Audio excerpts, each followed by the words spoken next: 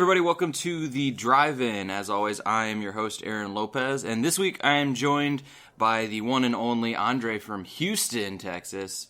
Andre, thanks for coming on again. Yeah, no problem. I feel like I should disclaim I'm originally from San Antonio, but broadcasting from Houston, yeah. Okay, so for all of those that know the cultural differences between Houston and San Antonio, they will be very happy to hear that. I don't know any differences other than they're close by, right? Or no, they're on opposite ends of the state. It's like 3 hours. It's not that far. For me, the big thing is like I can't find tacos like back home here, and I'm sure all of my friends in Houston that are going to be listening to this are going to give me a hard time about that. It's just like Ohio. You can't find good tacos because it's Ohio. Very similar, yeah. So we went and saw the Boots Riley directorial debut, Sorry to Bother You. Also starring, Lakeith Stanfield, which actually he looked familiar to me. I had to look up where he was. He was in Get Out. He was the guy who kind of broke out of the trance for a second. He was that guy. Tessa Thompson was also in this. Oh, really? Okay. Yeah, I didn't recognize him as such, but I went back and looked at it and like, oh shit, yeah, that's the guy with the hat who was the husband of the older white lady, and I was like, oh, okay, that's cool. Like I said, Tessa Thompson, Danny Glover, Stephen Yeun, and Armie Hammer, and also starring the voice talents of David Cross, Lily James, and Patton Oswalt. How we kind of talked about Houston a little bit there, but how is Houston? Is everything hot and sweaty? Yeah. I mean, we had some pretty bad rain a couple weeks ago or months ago, but I think we're just getting used to it now. As long as we avoid, any major hurricanes, I think we'll be fine this year. Yeah, let's not have a repeat of that one. Sorry, I'm eating a grilled cheese sandwich because it's lunchtime, so there's a little delay because I'm eating. Hopefully you don't hear me chewing. I do feel like I need to disclaim as well that I'm watching the World Cup final, so if I yell in the background, that's what this is about.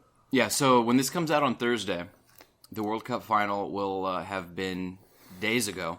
And currently it's 2-1 France, right? 3-1, yeah. Oh, 3-1. Did France score again? I withheld my yell on that one, but they did. Oh, man. Well, France looks like they're going to come out with it then. That's unfortunate. Not that I got anything against the French, but I don't know. Variety is fun sometimes. But yeah, so we went and saw Sorry to Bother You, and we're going to talk about that today. A weird movie, really good movie, but yeah, it took an odd turn about halfway through, but we'll talk about that when we get past the spoilers. Our trailer rundown for this week is, we'll see how closely we have these matching up. For the first time in, I swear to God, like 3 months, I did not have a Mission Impossible Fallout trailer. So it's a good day to be a movie reviewer because so sick and tired of seeing Mission Impossible Fallout trailer. We had Puzzle, Papillon, or Papillion, I think it's Papillon, The Sisters Brothers, The Hate U Give, Night School, Blind Spotting, and Creed 2. How did those match up with what you saw, Andre? That was spot on with what I had. Just Excellent. Same as you, really happy to not see the Mission Impossible trailer again. Well, and I've talked about it. We talked about it with some friends last night even, and the sad part about it is I don't even think I've seen a second trailer. I've seen the same trailer 15 times. Yeah. So, and I don't get into the Mission Impossible movies, but this one I believe is called Fallout because he falls out of everything. So, cars, airplanes, helicopters, all that sort of stuff. So of those movies, Andre, what are you looking at as far as exciting ones that you want to go check out? Well, I had two. I mean, Puzzle really caught my attention just because it's going to be a different story, I feel like, and it's something I'm probably going to want to go see. I think that's a good, get me bonus points on a date night movie. Very true. And then Blind Spotting was the other one that I'm really interested in. Yeah, Blind Spotting looked really cool. I was looking at it. My wife went with me to see Sorry to Bother You, and we looked at it. I was like, oh, look who it is. And she's like, oh, cool. And then 10 seconds later, she's like, oh my gosh, it's Daveed Diggs. Because he was the original Jefferson in the Hamilton musical. And we're like, yeah, it's Daveed Diggs. I was trying to tell you. Actually, in the trailer, it's very much about him, but in like the posters and everything I've seen, he's like the secondary character. But the movie seems to very much be about his character, which I'm excited. I want to go check that one out. Yeah, I think it's going to be really good. I mean, very similar. You made the comment about this one that it was like a social commentary. I feel like that's going to be even more so.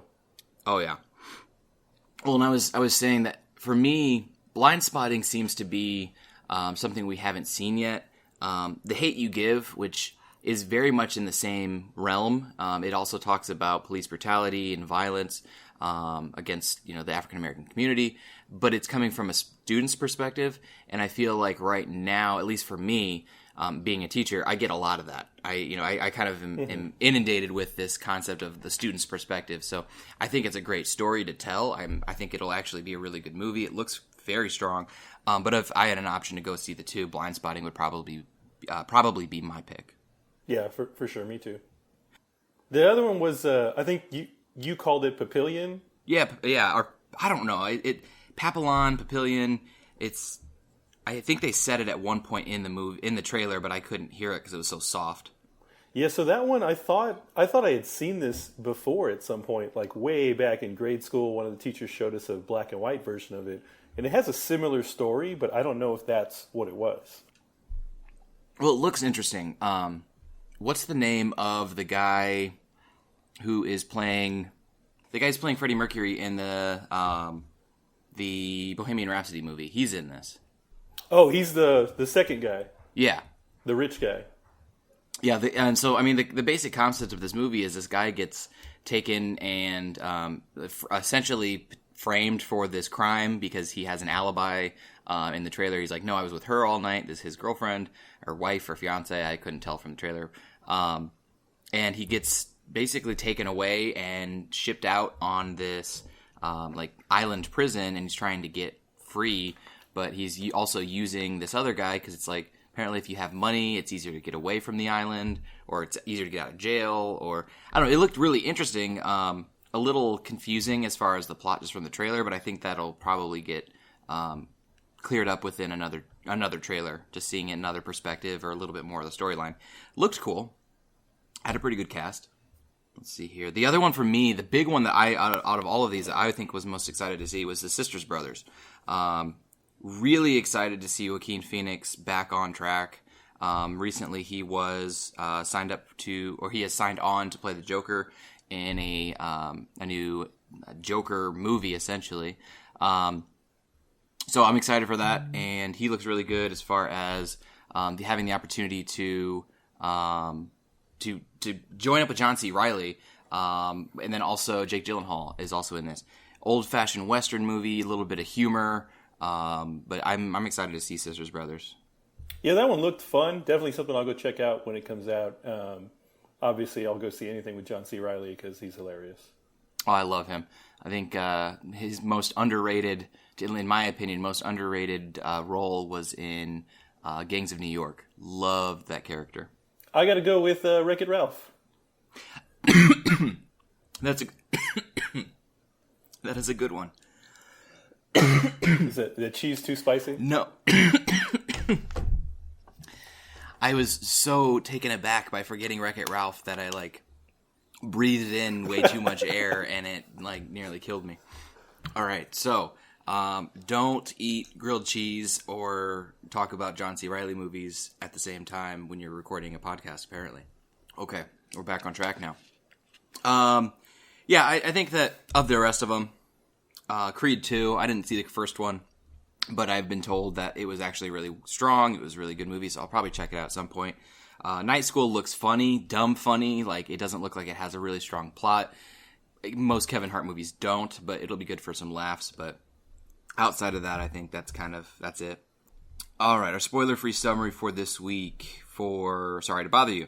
And this is a weird summary. Actually, if I would have read this summary before seeing the movie, I would have had a very different outlook on it. But it is as follows. In an alternate present-day version of Oakland, telemarketer Cassius Green, also known as Cash, discovers a magical way to professional success, propelling him into a macabre universe.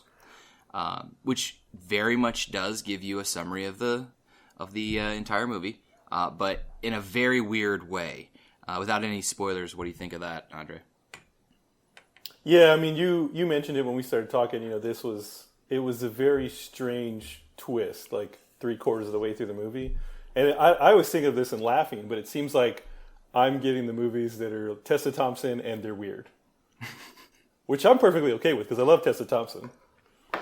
I feel really bad that I didn't even recognize her until like halfway through the movie, where I was like, "Oh my god, that's where she's from." It's Tessa Thompson. Like she just looked different. I guess with just like the face paint or makeup that she did and her hair being different. I don't know. It threw me off. I did immediately yell out that it was Stephen Yeun because Walking Dead, and I'm like, "Oh my god, Jordan, did you see that?" And Glenn, she's like, "No, yeah. no idea." I'm like, "No, it's Glenn from Walking Dead," and she finally caught it. Luckily, I thought he wasn't going to be a major character, so I'd have to point it out, but he ended up being a bigger role. So Yeah, once I saw him, I figured he was going to do more than that initial interchange they have. all right, cool. Let's let people take a little break if they have not yet seen the movie. We're going to get into some spoilers here, so this is your opportunity to pause. If you haven't yet seen the movie, go check it out. Definitely need to see this one, and then come back and see us after you have. Cool. Now everybody is here because they found out it's an Aaron and Andre show, and they are pumped, or they went and saw the movie and they want to see just what we thought of this bizarre, very interesting movie. I'm excited to get into this because this was weird. Very good movie in my opinion. Tons of commentary, at times kind of obvious commentary, and kind of hit you over the head. But overall, how they did it, I would never have expected. And if you can be unique and different in today's entertainment field, I'll always commend that. So, what were your initial thoughts? I mean, we're spoilers free. We can do whatever we want now. So feel free to mention whatever you want. What'd you think of it? So I mean, pretty much the same thing as you said. There are some pretty obvious like call outs to what's going on now, but then it takes that turn and the screen is full of what I'm going to call horse people. Equestrians. Yeah, no, it was Equisapiens. Oh, yeah, that's right. I keep thinking of Bob's Burgers, the Equestronauts. It was definitely a fun movie, though. I mean, I'm glad I went. I think it was very different, and I think you mentioned as well, like if you can stand out today when people are going to the movies, it's definitely something that people are going to talk about. Yeah. Well, movie starts out with this interview. Cash, our main character, is sitting in this kind of dingy office with what looks to be probably the stereotypical telemarketer manager boss. They really pushed forth this sleaziness, the dinginess of kind of the underbelly of corporate America. This interview is at Regal View. Regal View is their telemarketing company, and he's given the spiel of everything. Comes out to find out that Cash is actually lying about everything that he has because one, the place that he had called, what was it? The bank that he was saying that he worked for in one employee of the month. Actually, the manager who was interviewing him worked there, and he's like, "You didn't work there." And the place that I called was your buddy Sal, and it would have been better if he didn't also apply for this job. And you're like, oh, okay, so this is the kind of movie it's going to be. It really setting up this idea that a black guy can't get a job without lying, which I was like, okay, like I know what kind of movie this is, so this is where we're going. But then, like, he flips it. The guy says, no, actually, I appreciate your initiative. You want this job badly enough to lie, and you can read, so you get the job. What did you think of the opening? That was probably one of my favorite parts, because he even says, he's like, no, we'll hire anybody for this job. Like, it doesn't matter that you lied on your application. Yeah. And I thought it was hilarious. Like, everybody knows that type of job. Like, you may have or may not have actually applied for it, but it's like one of the, like, for me, it was, growing up, we had a grocery store that essentially, as long as you hadn't been expelled and you were a high school student, they'd hire you. Like, everybody could go work there. I luckily didn't because everybody else did, but, I mean, you know these places. Yeah, so back home we have West Telemarketing, and that's where, like, my brother worked.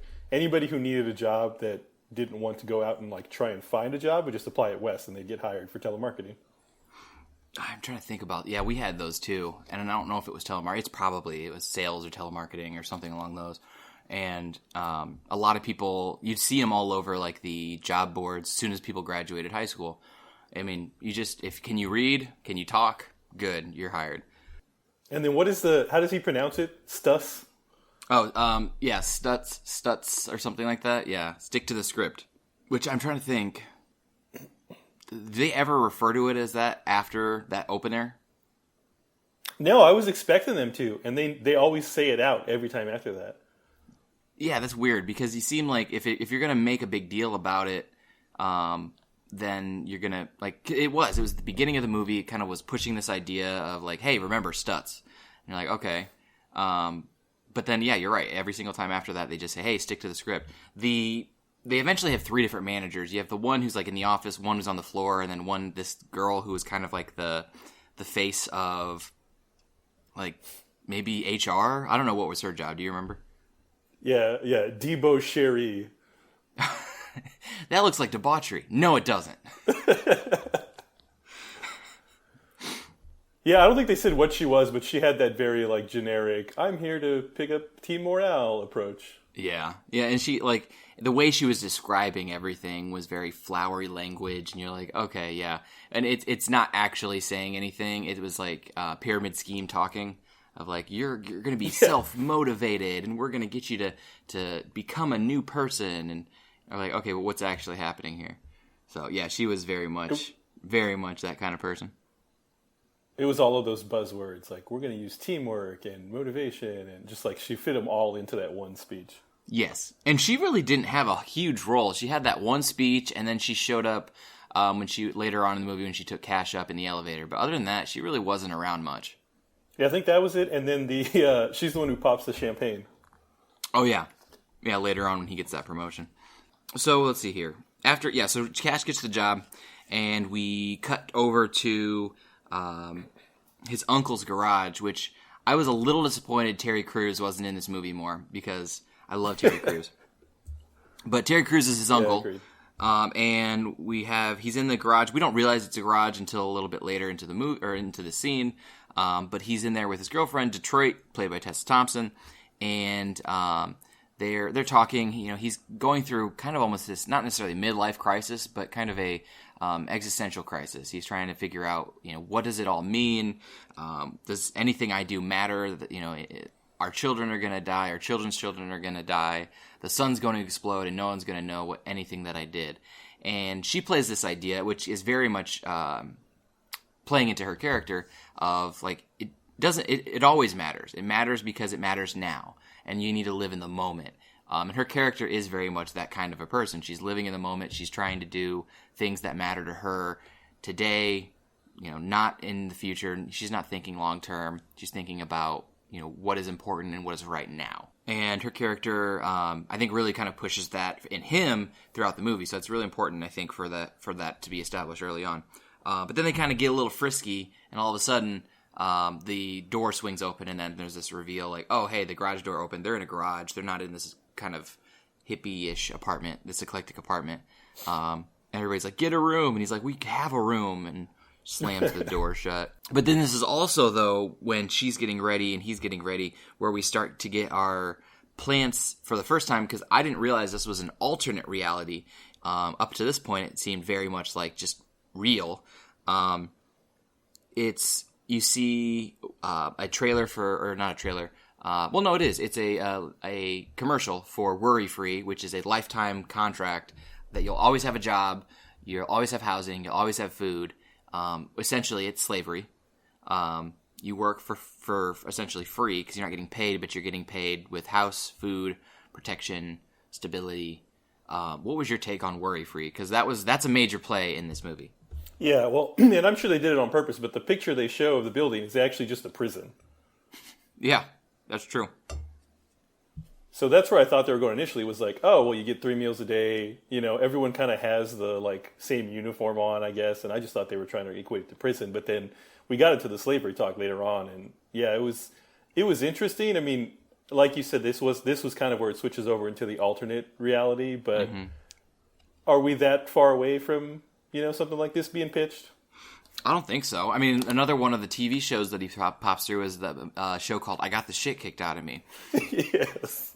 And I'm thinking about how like absurd this is, but I'm like, we watch movies like or TV shows like Wipeout, where literally you're watching people get their asses kicked, and you're like, oh, it's so funny, ha ha ha, and they're degrading themselves basically to try to win some money, and it's not far.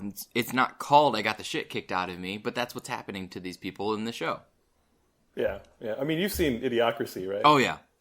Yeah, same basic concept. Like, we're not that far away from some of these things happening. Oh, I mean, Idiocracy is pretty much the one of the holy grails of satire becoming reality. I mean, it's more and more things that are happening that were supposed to be so off the wall in that movie, and now we're seeing them in some fashions coming true. I'm just waiting for them to spray Gatorade on crops. It's got what plants want. It's got electrolytes. So, yeah, I mean, I thought that was cool that they introduced these ideas of kind of this this capitalist idea of worry-free, because it is going to be such a big deal later on. They did that really well and subtly throughout the movie. If something was going to be a play early, we got it early. Or if it was going to be a play later, we got it early enough so that it didn't seem like they were rushing all these ideas or concepts together at the last second. So, his first day. This was cool. Visually, there was a ton of really awesome aspects of this movie visually. The lighting was really cool, but a lot of the ways in which they shot things was just interesting, different. He makes his first call, he sets up, he makes his first call, and then the room starts to shake, and all of a sudden his desk drops into the dining room or living room of the person that he's calling. So he's literally dropping in on them, physically intruding on whatever it is that they're doing. Which, if anybody's ever received a call from a telemarketer, they always talk about, the worst time. They always call it the worst time. They're calling it dinner. They're calling it right when you're going to the shower or something like that. The first guy listens to like his name and he hangs up. The second person, which I thought this was hilarious, is having sex. They're having sex and he's talking to them and he can clearly hear them, hear their noises, hear their, the noises of sex. And it's funny because he's trying to do his sales pitch still, but clearly they're not listening. They hang up and go on. The third one is where I really started to be like, oh yeah, this is the life of telemarketing.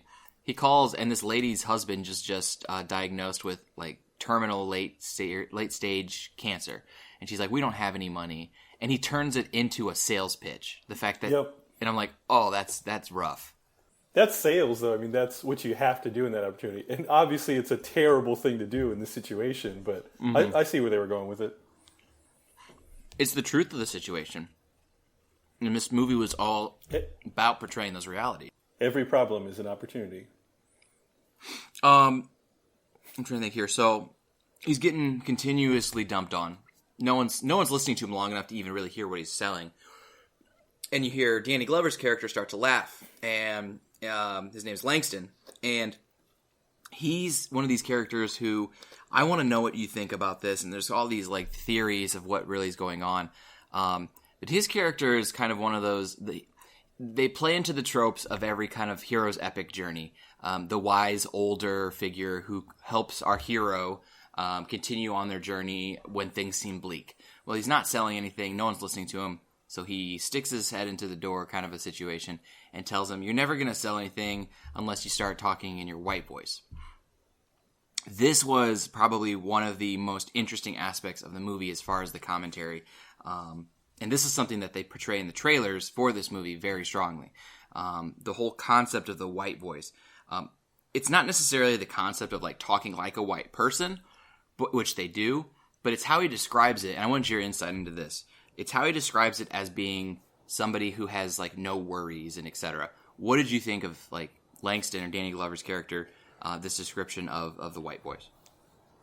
So it's interesting to me because I don't want to say I've had a similar experience, but this is going to be backstory. Like I worked in Spanish radio right out of high school, and people could tell that like I looked the part.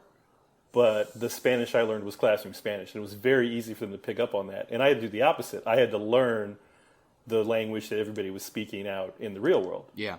And so it was the opposite approach for me. Like I had, I guess, what was my white voice, and I had to lose it to go communicate with these people. Okay. Yeah, I thought it was so interesting because like he's talking about, you know, you don't need this job, you don't need this money. You're gonna go home and you're gonna be fine. You're gonna still be able. As soon as you get off this call, you're going to your Ferrari and you're gonna go home to your wife and kids and meal on the table, and you're gonna go watch TV. And like that's this idea that I think really, you know, a lot of people who want to deny the concept of white privilege, they don't understand. It's this idea that it doesn't mean that your life is always better, but it just means you don't have to worry about the same things that people who aren't white have to worry about.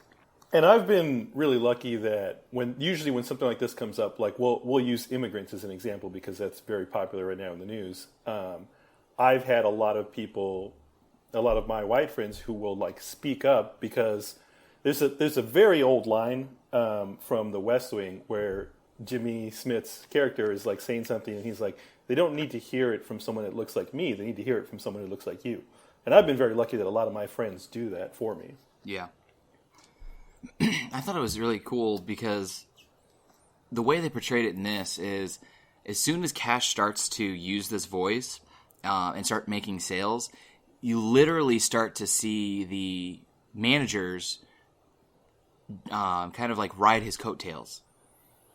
Like, so it's kind of the opposite of what you expect society says, is that the white manager, the white employee will do well, and then the black employee will try to tack on. Society says that'll be what happened. But no, it's an individual's success, but this individual is kind of masking who he is in order to get the success, but they are literally, like, there's this montage for like a minute straight where he's high-fiving his manager, and I'm just like, there were a couple times where I thought this kind of almost pushed. They did this a couple times. They pushed the joke almost a little too far. This was one of them where the high five montage went on for a long time. Yeah, well, I think that, and then later on, when he gets to the power caller, which we'll get to, and the guy tells him like white voices only up here. Yes, like oh yeah, that was pretty crazy. And that was something too that I thought we'll get to that later. But the guy didn't even get the name. Like his name was literally nothing. He was Mr. Blank. Like they didn't even give him a incognito name. And we'll talk about why you think that is, but we'll get to that here in a bit. So Cash is told about his white voice.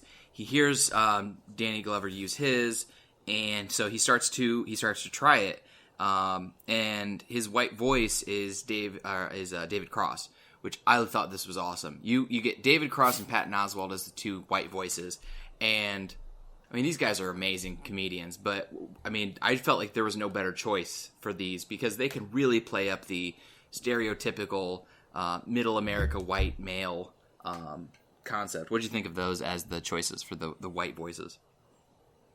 So I loved it. I didn't recognize them at first, and it was driving me nuts. And I didn't even wait for the credits. Like, as soon as we got done with the movie, I was Googling it. But yeah, I think they did a really good job of portraying what they wanted in the movie.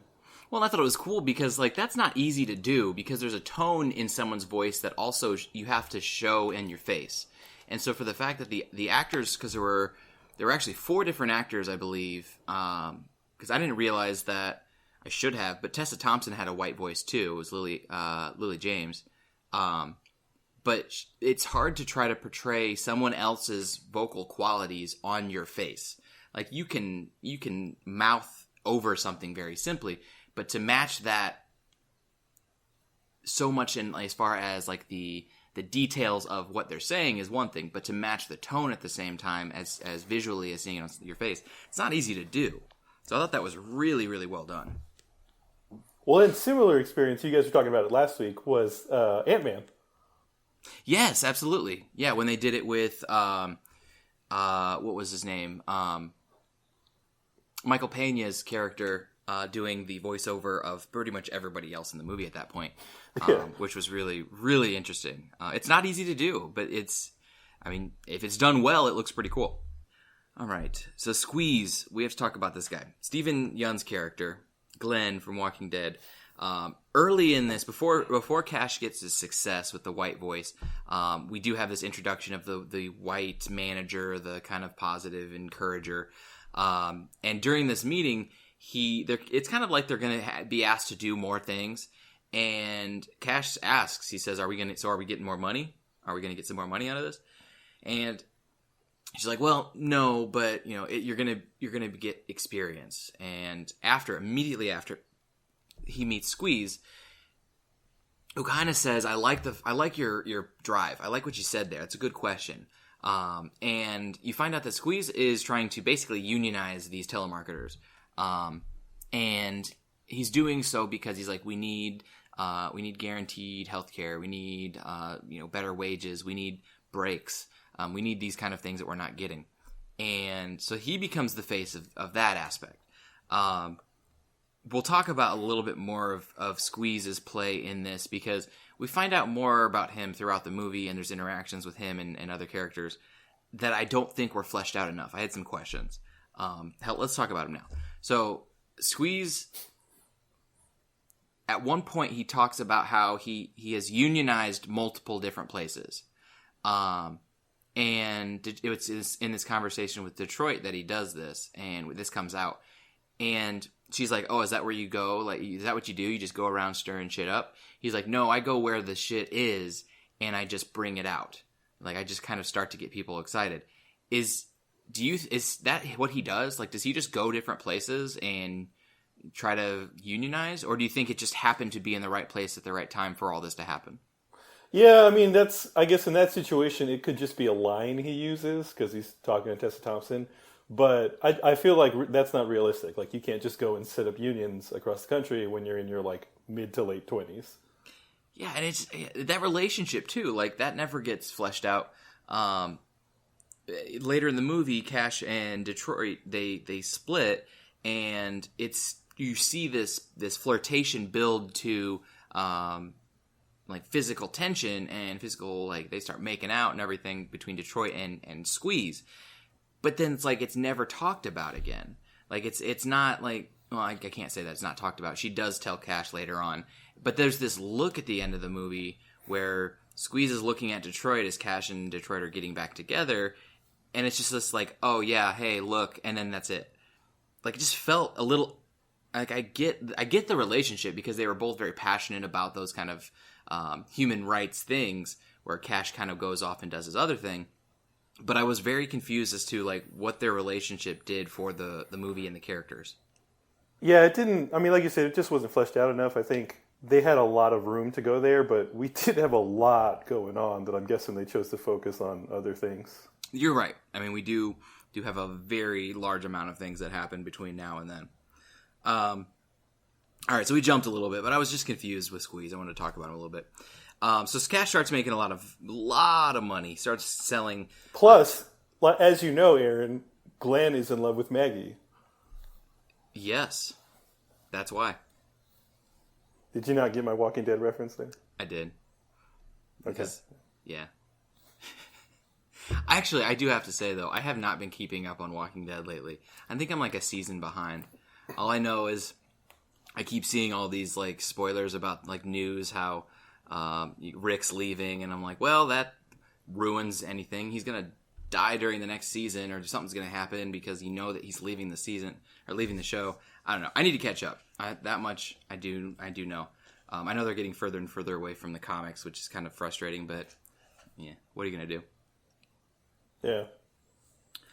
Let's see here. So Cash starts selling like crazy. He is making sales after sale after sale, and in the midst of this, we start to see the unionization start to take place, or the attempts for protesting. So they're gonna do a 20-minute stoppage during prime calling time, and it's a really uplifting moment for all the characters because when they do this, every single character, you got Cash, Detroit, Sal, the good friend that we really haven't talked about, and Squeeze and everybody, they're all joining together. They're all on the same page.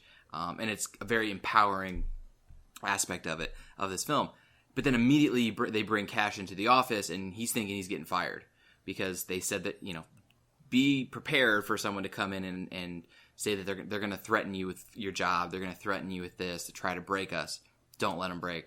And he's like, we're the bear. Well, also we didn't cover, but Terry Crews has mentioned he's going to lose the house that they're living in. Yes, that's true. He is, or what's his name? Cash is not paid him in 4 months, but that would be supplementary. He's way behind on payments. He's going to lose the house. So yeah, it's one of those things with this movie that I think that they portrayed the reality of it. Cash is trying to do right by his family and himself, but he's also trying to figure out where his moral compass lies in that doing right. It's interesting to look at as far as where does the line go? Is it, hey, I will sell myself to a certain degree to make this much money so I can have a comfortable life, my family can keep their home, I can eat, or is it to the furthest degree of I'm not going to sell out in any way because this is not who I am, but I'm also not going to make any money, and I'm going to have nothing to eat and nowhere to live and no quality of living at all. There's got to be a balance somewhere. Well, and that's always just, it seems very black and white, but that is always a tough decision. Like, do I take the money and run? And everything's okay at that point, like you solved your family's problems, or do we keep just like struggling and do the right thing? Yeah, and then that's where the biggest question is, and this is for Cash too throughout the movie, is what is important to him. When he does get pulled in for this discussion, it seems like he is about to get fired. It's not the case. He isn't getting fired. He's actually getting promoted because he's been doing so well. Now, we haven't talked about this, but there's the upper levels of Regal View that are called the power callers. And every once in a while, if somebody sells enough on the lower bottom floor, they will get recruited. They'll get called up. And these power callers are selling something that is making them huge amounts of commission. Danny Glover's character at one point says you can't compare it. What they're selling and what we're selling are nowhere near each other. And Cash goes, oh, like apples and oranges? And he goes, no, more like apples and Holocaust. Which I found very interesting because the apple played a big part in like symbolism throughout this movie. Mr. Blank was always holding an apple. Armie Hammer's character, Steve Lift, throws an apple toward Cash in their meeting. Like, do you think that was just like coincidence, or did you see something more to that? No, there had to be something there. I just didn't pick up on what it was. But yeah, it did come up a lot. I think Armie Hammer may have even had it in that interview he's doing. Oh, okay. Yeah, on TV. Yeah. The only thing I immediately, just kind of in discussing this, the only thing I can think of is you feed apples to horses. I always think about like, I mean, and it's maybe I don't know. I'll go with it. Yeah, that's fine. I'll go with it. And we'll talk about why that's funny here in a second. So we were talking about the office scene though, and that's one of my favorite things is the way they promote him, because the guy looks at him and goes, "Well, pack your shit," and then he blows up and he's like cussing him out. He's like, "Fuck you and fuck you." He's just pissed, and it's like, no. We're the bearers of good news. You're getting promoted, and then he's like, "Oh," and then you can tell he immediately looks out to his friends of like, "Here's the dilemma: do I go or do I stay?" Like, and then he starts thinking about his family. He starts trying to figure all this out, and he's like, "Okay, yeah, why not? I'm excited." And they pop the champagne. He starts drinking it and everything, and I mean, a big character decision there, and it's a shift in what he values. Yeah, which then we get into, he didn't tell anybody, right?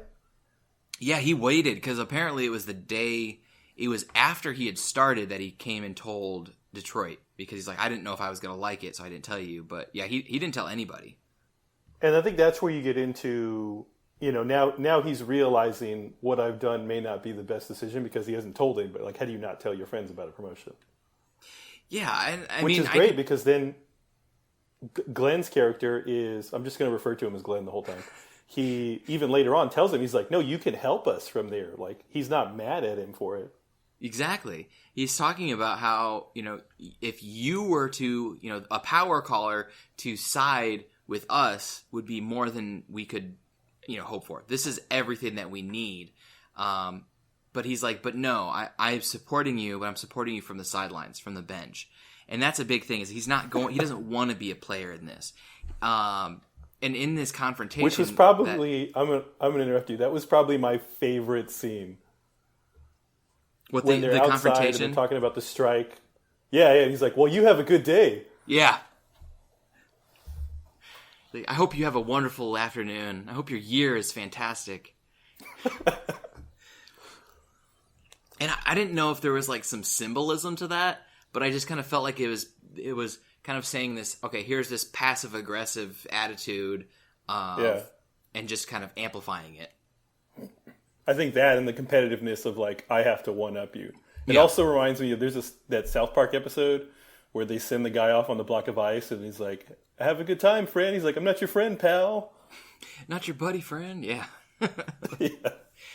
Yeah, I mean, it was cool. I was gonna even say about that, as I liked that scene because it was uncomfortable, but it wasn't supposed to be. If you're listening to what they're saying, there's nothing. And then finally Danny Glover steps in, he's like, "All right, that's enough."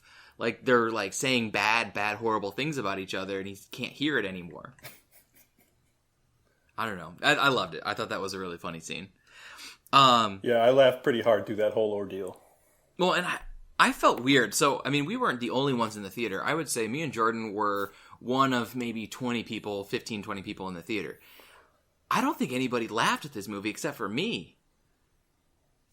Oh. Like, no one was laughing. There were a couple moments, like, early on, but as soon as everything settled in and you start to see some of the heavy stuff, I think people were taking it very seriously. And I'm like, this is satire. Like, they're trying to poke fun at this. This is not how real life is.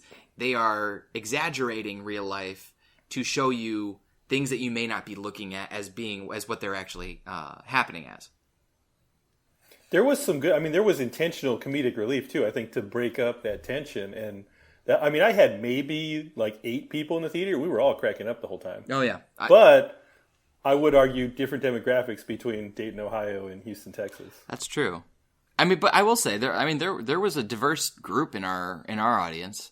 There are a couple. There are a handful of white people. I think I saw some a couple of Asians, some blacks. We had a good group, but it was just kind of weird because like even Jordan a couple times, I was laughing. I look over and I don't know if she just didn't get the joke or if she just didn't think it was funny. But there were some times where I don't know. I have a very off sense of humor, so I laugh at almost everything that is inappropriate. So yeah, same. That could just be me. Yeah, that just might be us here. Okay, amidst all this, one big thing comes out that there's a group of protesters, of activists called the Left Eye movement, which was this might not have made any connection to you, but did you get any TLC, flashbacks when you saw them doing Left Eye? I thought about it. Yeah, I don't think that's what they were going for, but I definitely, every time they mentioned it, anytime somebody says left eye, I just think that.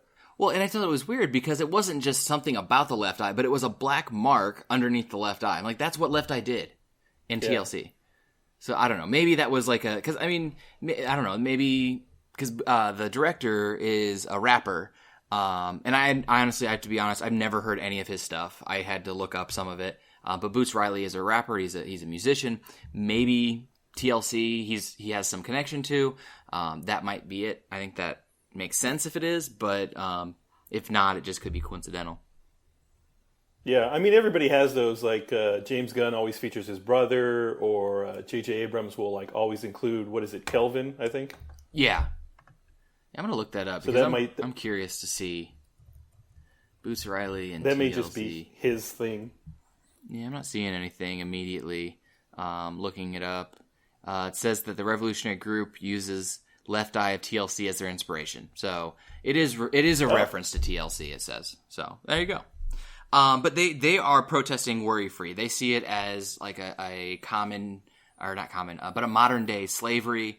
They see it like the people that are joining that are joining under false pretenses, and they're getting trapped in these lifetime contracts.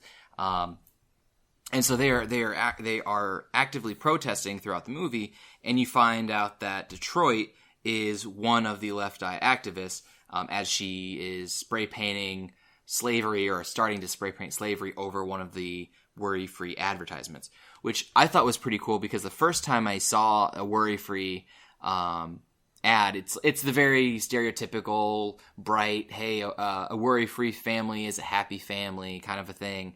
And then later in the scene, it's like that night, you see some Cash driving by the same sign, and it says another name for slavery or something. And I thought it was just like being satirical, but it perhaps actually was Left Eye, the Left Eye activists using their altering of propaganda, because they do it throughout the movie, which I thought was pretty interesting to see how they did it and where they did it, and in what fashion they were using this like anti-propaganda against worry-free. Yeah, and we do get some. I mean, like you mentioned, Detroit is a big part of it. Yeah, I think there were a couple other scenes where they did like certain things that towards the end, especially with the horse. But I think there were a couple of scenes where they just showed, oh, there was a big protest where they were like getting tear gassed and. Yeah. Did you catch? Okay, so there was one where it was like, one of the worry-free advertisements showed a black man sitting on a couch, I think it was, and it said something along the lines of, show the world that you're not a deadbeat baby daddy. And then later on it was like painted over that showed like, show the world who's boss daddy, or something like that, or it was basically like, you know, anti-propaganda that they were using. That sign that was altered was in Steve Lift's mansion as like a piece of art later on. Oh, okay. I thought he had seen it like out a window. I didn't know it was actually in there. Well, like he did see it. Like Cash, when he looked up, it was still up there on the billboard. But then later on, when he goes to the mansion at the party, it's like leaning, and there's like these like velvet ropes around it, like it's a piece of artwork. But it's sitting in his apartment, like he collects this anti-propaganda as almost like, I don't know if it's because it was just amusing to him, or he saw it as being something that was worth something. I don't know. Well, he's crazy. That's why he did it. Well, yeah. I mean, we can't really say that he's. Yeah. Armie Hammer was perfect for this role too. I mean, I thought he was great. But yeah, so like, it's important to know why it's a big deal for Detroit to be a Left Eye activist. Because, okay, she doesn't support worry-free. I don't think any of us would have an issue with that. But the problem as far as the characters goes is that in Cash moving up to become a power caller, you find out that the power callers, they do two things primarily. They sell weaponry. So anytime a bomb gets dropped, they sold it to the person who dropped it. And they also are selling human labor contracts, essentially, from worry-free to like China and to outsourcing to all these different countries. So basically, you've got Cash working for a company who is selling. I mean, he would be selling people essentially from worry-free, and you've got his girlfriend who is protesting against worry-free. So it causes a bit of an external conflict there. Which, and I think at this point, we've had another montage of, like, he's paid off his uncle's house, and he's got the new apartment, and all the new stuff. He's driving a Maserati now. Yeah, I mean, like, he's using this white voice, and it's working. And I think, so as we get up to the power callers, there's a few things that happen. First off, the other situation I'd mentioned earlier with the high five montage that I thought was a little longer than it needed to be. The buttons, the passcode in the elevator was also a little longer than I think it needed to be. Yeah, they probably could have cut that in half and it would have been fine. It still portrayed the idea that, hey, it's very exclusive because she's pressing buttons like crazy, but she's pressing these buttons in this passcode thing for probably 30 to 40 seconds. And it's only just click, click, click, click, typing out these buttons. And later on, he's typing something, and the list, the page that he's looking down at is a longer, page of numbers, but it would not have taken you 35, 45 seconds or however long it was the first time to do. So there's a little bit of continuity issue there, and I get it. It was being satirical. They were trying to push the envelope and be, exaggerate it. But I thought it was a little bit much. And then we get the elevator recording, which was something else. Did you know who was the voice of that? No. Rosario Dawson. Was it? I was looking up the cast list today before we started recording, and she pops up as elevator voice. I was like, okay. It sounded familiar, but I would have never put her name on there. Yeah, I did not make that connection. Oh yeah, hilarious though, talking about, and it seems like each one is, the elevator voice is, it pops up based on who types in their number, because it talks to Cash specifically. Like, at one point, she's like, I hope you didn't masturbate today because we need you to be focused. And, we need you to sell, and you are fertile, and you are powerful and strong. And it's just like, it's really, and as far as I see it, it's like, almost like what you would do is if you would expect people in the slave trade to be like talking up somebody who, like, he's strong and fertile, and he's this guy who can get everything done, and look at, he has no scars on him and all this, and you're like, but this is supposed to be encouraging to Cash, and I'm like, I didn't know. I thought it was funny because of the, in a satirical way, but it was kind of crazy. Yeah, I didn't make that connection, but now that you're saying it, yeah, that is kind of what they were doing there. And I thought it was more of just like, it's the propaganda again, right? But from this side, like, we're going to make you think you're this great thing. Yeah, absolutely. Yeah, and you'd mentioned, so we do get this montage after he starts selling. He sells like a $10 million contract in his first call, and he talks to Mr. Blank, who is another weird little connection there. This guy, he's got the coolest mustache. I told Jordan that I'm going to shave my beard to this mustache. It's like old-fashioned, kind of gentlemanly mustache handlebar combo. And he's also got an eye patch. But do you know where his eye patch, what eye it's covering? It's over his left eye. Yes, but that had nothing to do with the movie. Yeah, I kept waiting for that reveal, and you got nothing out of it. Yeah, Jordan thought that was going to be, she's like, on her way home, she's thinking like, I thought that the guy with the eye patch was going to be like a left eye activist the whole time because he was covering up his paint, and no, like, nothing. He actually ends up being kind of a sniveling coward in the movie. But yeah, I thought that was one of those like missed opportunities. And maybe it was just like a subtle, like, he was against what he was doing, because he always, except for one time in the movie, he always used his white voice. So maybe he was ashamed of who he'd become and what he'd given up to become this power caller. But at the same time, his way of kind of rebelling against it was to show support in a very small way for the left eye movement. Or maybe I'm making shit up and he just had a random eye patch. Well, it just never gets explained. It's one of those things you talked about where it's like, we probably could have gone a little more in depth on that. Didn't need to. But hell, he didn't need the eye patch if it didn't mean anything either. Yeah. Made him look cool, and I think that's kind of one of the things they were going for. Looked like a badass. So as you were saying, so this montage, he gets this payment, and so he gets a cash advance, and he pays his uncle, he gets a new car, he kind of pimps out his apartment. It's like, oh, this is awesome. But you start to see cracks in the relationship between him and Detroit. Because at one point, he doesn't pick up Detroit from work, which he always did in this dingy car, and she loved it. She didn't care. She was happy for, that he was there. And that's where it's before he forgets to pick her up, that Squeeze, Glenn from Walking Dead, he shows up, just happens to show up. He's driving around and he sees her flipping her sign, doing her job, and he's talking to her, and this is where we find a little bit about them, or more about his past, and we start to see a little bit of flirtation between them. But at the same time, Detroit's very much she's all about cash still at this point. It's not until he starts to forget about her a little bit that she starts to see, well, maybe what he's doing is not necessarily what he says, or what he thinks. Well, even then, I think she's not interested in him until the gallery night. Like, she completely blows him off and is like, no, I'm in a relationship, Yeah, I mean, and you're right, because it's when he stays to the end where Cash leaves to go to this party where you start to see almost a passing of the torch in the relationship. It's like he's giving up his relationship, Cash is, with Detroit, and Squeeze is there to pick it up, which we'll talk about here in a little bit because there's something weird about that art gallery. Like, I get it, art's art, but I don't know. We'll talk. There's some weird stuff.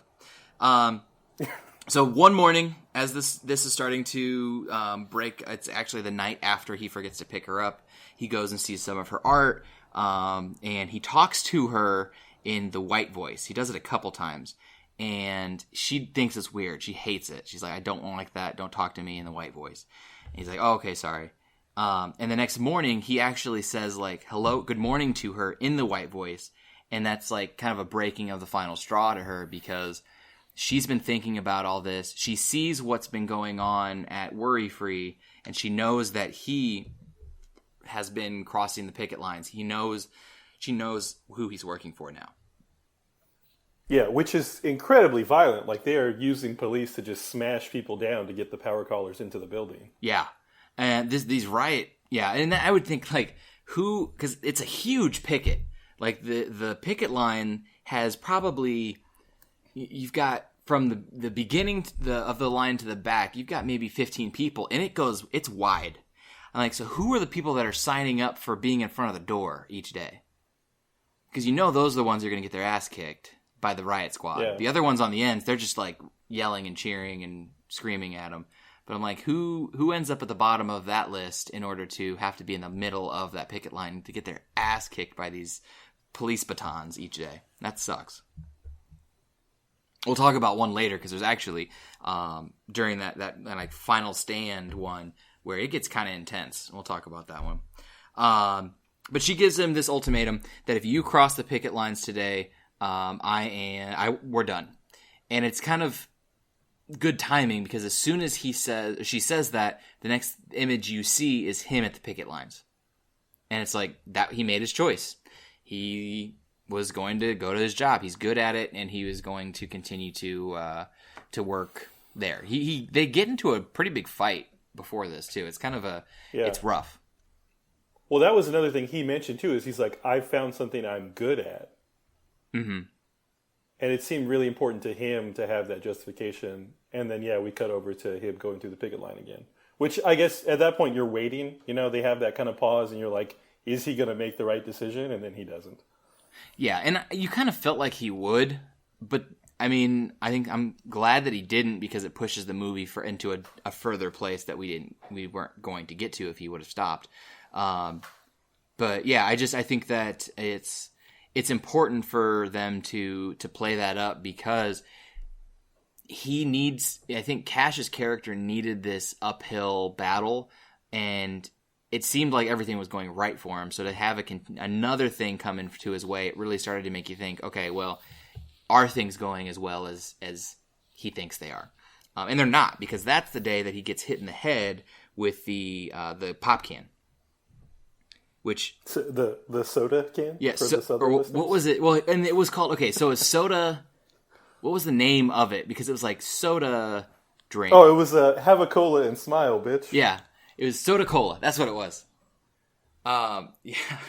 So one of the Left Eye protesters grabs a Soda Cola can and throws it at him and says, "Smile, bitch," and it becomes viral. And he gets it's like immediate. And people make a video out of it, and it's just like funny. And then like later in the movie, you see like people are like, "Oh yeah, have a soda and smile, bitch." Halloween costumes, and you see little kids walking with it's like.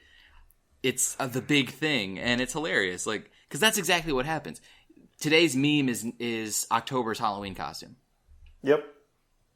Hell, a couple years ago, Jordan and I and some friends went as memes.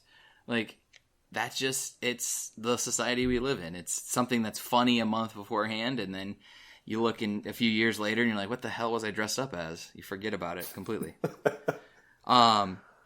So yeah, he goes in, he cuts the picket line, and you see that this is where, if you've seen the trailer, the movie poster, or anything like that, from here on out in the movie, essentially, except for the very end, he's wearing this bandage around his head, and it's really from here to the end of the movie is realistically only like a week, if that.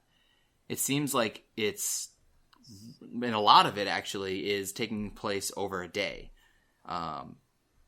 I'd say like a third of the movie almost takes place over a day with the whole party. The party kind of lasts a long time, with the huge reveal of the Equisapiens, which we'll get there. We're almost to our midway point because this is where we'll start talking about these guys. So Cash gets invited to Steve Lift, the CEO of Worry Free's party, played by Armie Hammer. And this is where we have Detroit's art show. That's the same night as the party. And it's also the same night as their big fight in the morning. He goes to the party, or he goes to the art gallery, knowing that he's going to leave early from it because he's going to go to this Worry Free Steve Lift party at his mansion. There's this weird thing, though, that goes on at this art gallery. She is talking about, she's got all these, really cool art pieces made out of, like, repurposed items, like wood and metal, and they're all done in the shape of Africa. Very cool art, But then she does a performance piece. And this performance piece is bizarre. She gets up in front of a crowd. She has cell phones, because there's a mineral in cell phones that is mined in Africa that essentially is destroying towns. And there is bullet casings and water balloons filled with sheep's blood. And she stands in front of the crowd wearing hands. They're like, it's a bra basically with the shape of hands over her chest, and a hand with the middle finger over her genitals. And she stands there reciting a line from, what was the movie? Do you remember? I can't remember the name of the movie. I can't. It wasn't Enter the Dragon. It was something with dragon. Something like that. Yeah, you're right. But she's repeating this 4-line quote over and over, and people are throwing things at her while she does it. And she's doing it, though, in the Lily James voice, her white voice. She's saying all this in her white voice. And she's getting things thrown at her. The first cell phone that got thrown at her, that smacked her right in the face. Yeah. I felt bad for watching this, because I was like, oh my god, she just got hit in the face with a phone. And it looked real. I don't know if it was or not, but it looked like she actually got hit in the face with a phone. Yeah, it's always weird that, I guess they're waiting for somebody to get started, and after that first person throws it, people are throwing bullet casings, the sheep's blood is going everywhere. Yeah, and Cash steps I just really hope they didn't use actual, it had to have been, fruit punch, right? Something like that. That couldn't have been blood. It was too, it wasn't as, what's the fancy, sciencey word, vicious? Sure, I don't know. I teach English, not science. It wasn't thick enough to be blood, in my opinion. It looked very, very watery. So fruit punch, probably. But who are we to kind of debate whether or not they used it? I don't know. If you get a cell phone thrown at your face, you're probably not worried if there's real blood or not on you.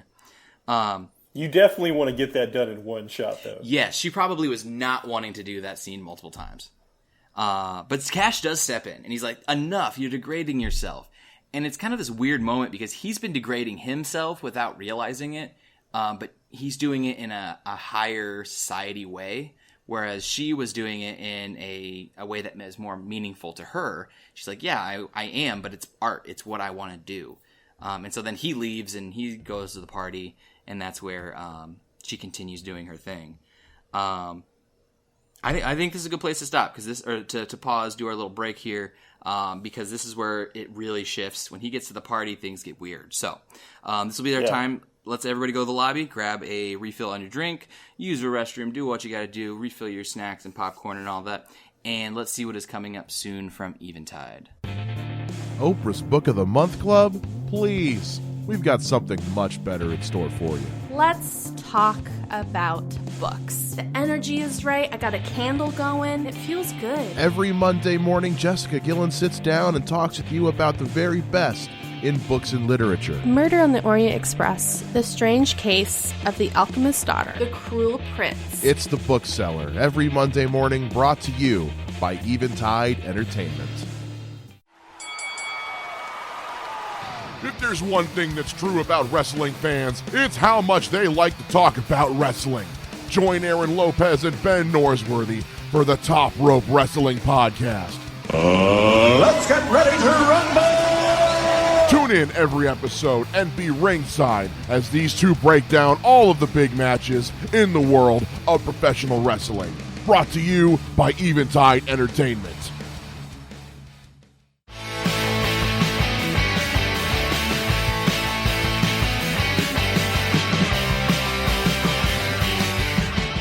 All right, everybody, welcome back to the second half of this week's episode.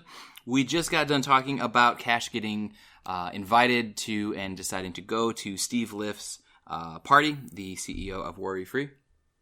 And this is where the movie changes quite a bit. This is where we decided to make our split today. When he goes there, he is treated very much like he has these very stereotypical black experiences.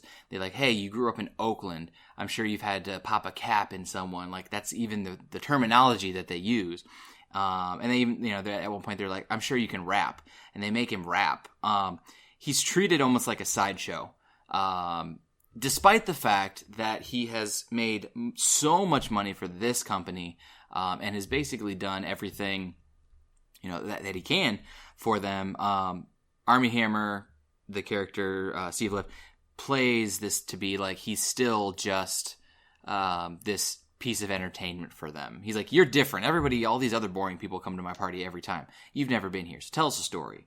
Like, what did you make of this? Because this is the planting seeds for this relationship between Cash and Lift. Yeah, so this is the part where it felt very racist in the movie. Oh yeah. And it's like like you said, they're expecting him to have these experiences that are like stereotypical of someone who I guess grew up in Oakland, and he's like, no, I grew up in a regular house in a regular neighborhood, like I didn't do any of that stuff. He's saying like he never needed to, and he's like, and that's fine. He knew people that had those experiences, but that's just not him. And that's the basis of stereotypes, I guess, is that yes, stereotypes can be true, and they wouldn't be stereotypes if they weren't true often. But it's when a character like Steve Lift says, hey, this stereotype fits every person just because, hey, you're black and you grew up in Oakland, so that means you have to know how to rap and have had to have shot somebody. That the understanding that it could have happened, okay, it's one thing.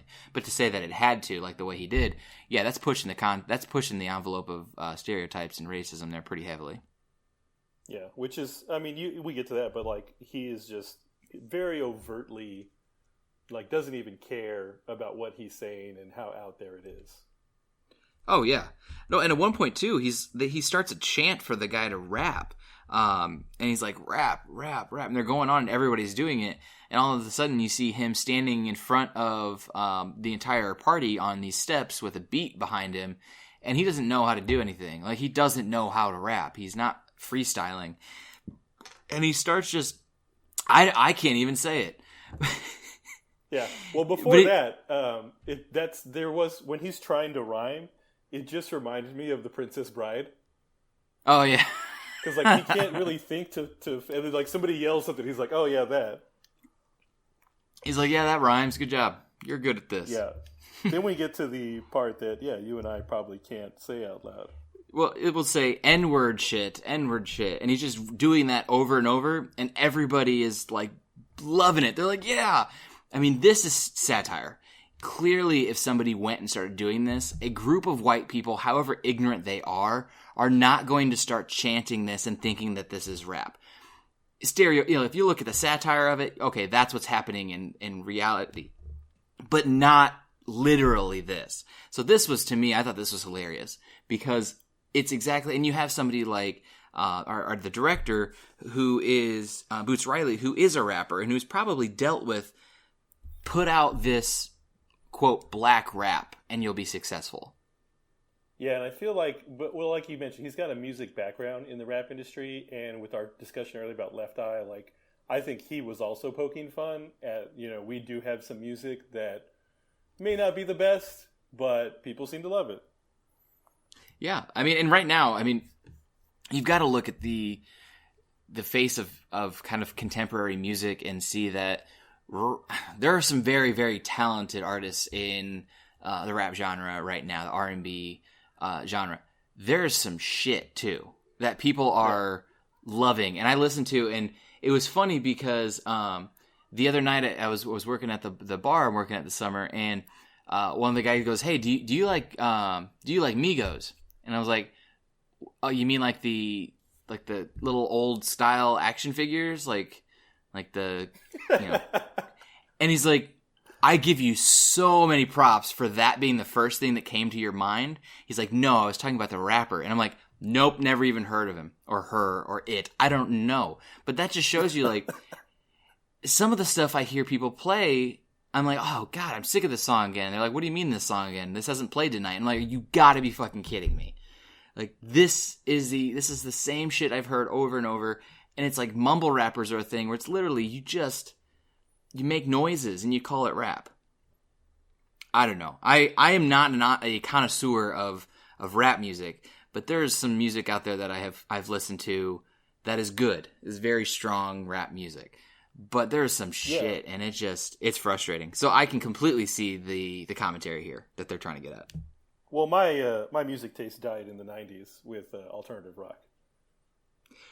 Yeah, it's a tough time to... I mean, well, it didn't die in the 90s. It's just, it hasn't... There's no more alternative rock bands popping up. Yeah. Well, and that's you still got your Foo Fighters that are touring still. I do love my Foo Fighters, but they're still making new music. You look at somebody like Third Eye Blind, who did a tour where they disclaimed, like, we're only going to play the popular songs.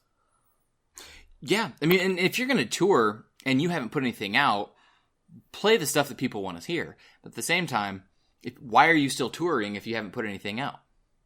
Yeah. They gotta pay bills. Like, if you're still together and playing music, put out a new CD. That's my 2 cents.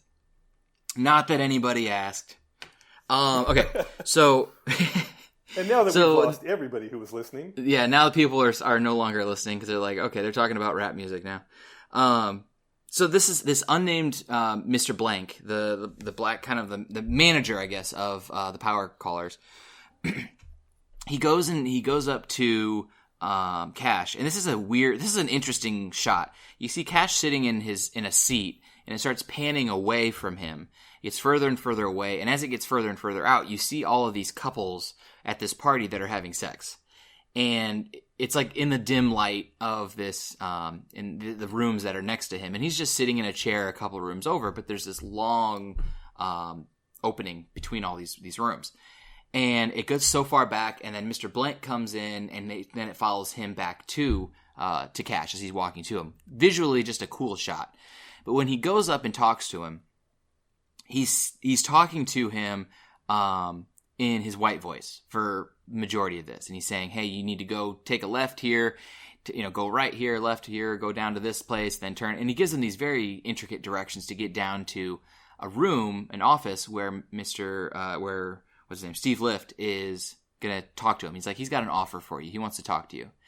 And then he breaks, and the only time that he talks in his regular voice is where he's like, "Don't mess this up. Don't lose this." And it's kind of this feeling of for us, but it almost feels like it's a race thing. Like a win here is a win for the black community. And it's really weird because he says it in his normal voice.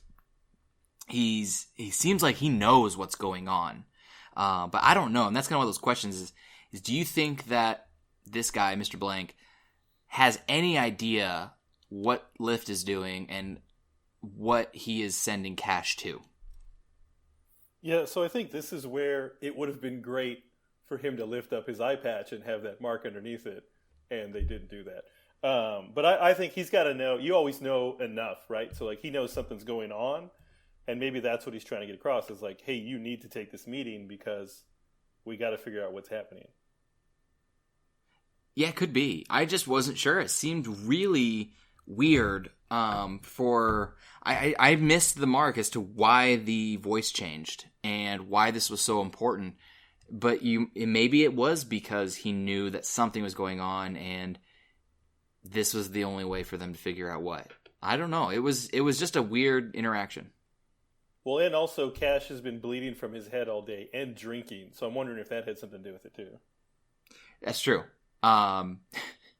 Because he's been bleeding, and here's the thing: is that bandage is not doing any good because the entire time he's got blood dripping from down his forehead onto his cheek. And it's not until he actually goes on to the TV show later, which is like a day or so later, where the bandage looks like it's actually been bloodied. It seems like the blood is stopping and it's just going down his face. The bandage isn't actually soaking anything up at this point. So he goes down and he finally he gets to this door. And he walks into this door and he sees Lift sitting at a desk. And he's... Which on his way down, like, there's a bunch of green doors. Yeah, I did notice that. He's like, you're at the end, it'll be a mauve door that you walk through. So he clearly knew that was in the entire hallway. There's a bunch of green doors, and there's one, like, maroon red door. He walks through that one. And he looks around, and he's like, okay, and he's sitting there, and he's talking to him, and he's like, I got an offer for you. And he's like, I want you to come work for me, and you're the kind of person that I feel we need at Worry Free. And he gives him hold on. This scene, I was right. So he hands him a plate, and on this plate is a spiral of cocaine, and the plate has a horse on it, which I thought was it was like Mr. Popo or something. I don't remember what the name of the horse was. It Bobo, yeah. And I thought it was kind of weird that it's this horse plate, which at least I caught that it was a little odd because it does have something to do with it. But he snorts the cocaine and then immediately is like, "Hey, I don't mean to interrupt, but I have to go to the bathroom." Like, and he's like, "Can it wait? Because I'm about to offer you millions of dollars and a job at my business." And it's like, okay, yeah. And then he's like 2 seconds later, he's like, "No, I really have to piss, man. I'm sorry." So he tells him to go down the hall through the olive door, and no, through the jade door. The jade door. That's true. Okay, the olive comes into play. That's right. That comes in later. It's like, that's clearly olive. Go through the jade door. So he goes down, goes through the door, and you're right. There are a bunch of green doors, and he walks into what looks like a horror bathroom, like dim lights, shady, gross tile. It looks almost like a factory warehouse kitchen bathroom. It's weird. And you see this guy standing, or there's one stall, and he's like, of course, there's only one stall. There's one stall, and you see this guy there, and he's like, "Hey man, are you going in or are you coming out? Like, how long is it gonna be?" And this guy starts like begging for help, like, "Hey man, like I need help. I messed up real bad." And he's like, "No, I'm not about that." Like, he's not trying to get involved with other people or whatever it might be. And the guy's like, "No, I'm really hurting. You've got to help me." And so he opens the door, and out falls our first vision of the Equisapiens, which are half man, half horse people. Large, very muscular, like kind of the head of a horse, horse dicks. They make that an obvious thing. That's one of the first things that you see, too. I thought that was kind of funny. Yeah, that's a recurring theme for the rest of the movie. Oh yeah, like that's a selling point as far as Lift is going. Is he thinks like, "Hey, you're gonna have a horse dick. That's fun." But yeah, it's kind of, it's disturbing. You're like, what the fuck? This was where we come off the rails as a movie, and it just stays there from now on. Yep. This is where the idea of the alternate reality actually makes sense, that it's an alternate reality. Because up to this point, things were satirical and kind of off, but horse people had nothing to do with this movie up to this point. You had no idea we were going to get this. Like, what did you think of this shift? And do you think it was necessary for the movie to get across the idea that it did? I think it was. I mean, for what you mentioned is, this is where we start to realize, like, okay, they are for sure in an alternate universe because this isn't something that's happening. And it was a big shocker. I mean, I think at this point, no one in the theater was laughing anymore. Oh yeah, it was weird. Everybody was uncomfortable. And I think that was important for them to be uncomfortable at this point. Yeah. So you have him fall. He drops his phone, we find out, as he is trying to get out. And he's also uncovering all these other men. There's like 3 or 4 of them in this room, and he's running out of the room, and he bumps into Lift. And Lift is saying like, hey, no, you don't understand. It's not what it seems. You would not be scared right now if you would have just listened to my proposal. He's like, let me explain. I couldn't let you leave now without explaining. Of course, this is so obscure and so bizarre. You need to know what's going on. So he's not seeming like it's as weird as it should be. He's like, oh no, this is normal. Half men, half horse people screaming for help in my basement is completely normal. And let me explain to you why. And he has this movie play, and he's very proud of this movie. I don't know if you noticed this, but like, yeah. He's like, it's got high production quality. And he's like, no, we got to watch this movie. And he's talking about it. So it started with like a general intro, right? It didn't jump straight to the horses. Yeah, it started with like, mankind has used tools. It's like, it started with tools. As being like an extension, and it's like how one guy's trying to open up a coconut and he can't, so then another caveman takes it from him and like opens it on a rock, and then the guy that couldn't originally open the coconut takes that rock and bashes the guy's head in, so that becomes a weapon, and that's a tool. They're talking about like how mankind has evolved to use things that we've needed, and how like this concept of horse people is just another evolution in labor, the labor universe. And I don't know. It was kind of interesting because he pauses it and he's like, hey, we're not done yet. And it was weird to begin with, but then afterwards you see how they become horse people, and that's where it was like, okay, that's weird. Because you have them snort, it's like a gene-altering powder. That resembles cocaine, and then that's where you start to, as an audience member, put all the pieces together, and you're like, oh, Cash just snorted a bunch of cocaine off a horse plate, 10 minutes ago. He's getting turned into a horse dude. Yeah, and he starts freaking out too, and he's asking him like, okay, what is it? He's like, oh no, that's 100% Peruvian. And he's like, are the horses Peruvian? he's like, I'm sure they got horses in Peru too.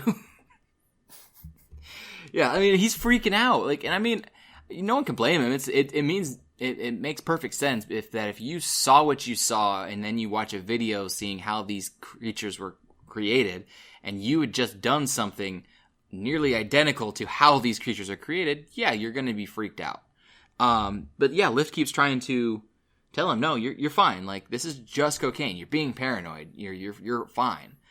And he gives him his pitch. His pitch essentially is that for $100 million, he would become one of the Equisapiens and kind of do what he's done with the Union and with Regal View, but he even says, like, you'll be a Martin Luther King Jr.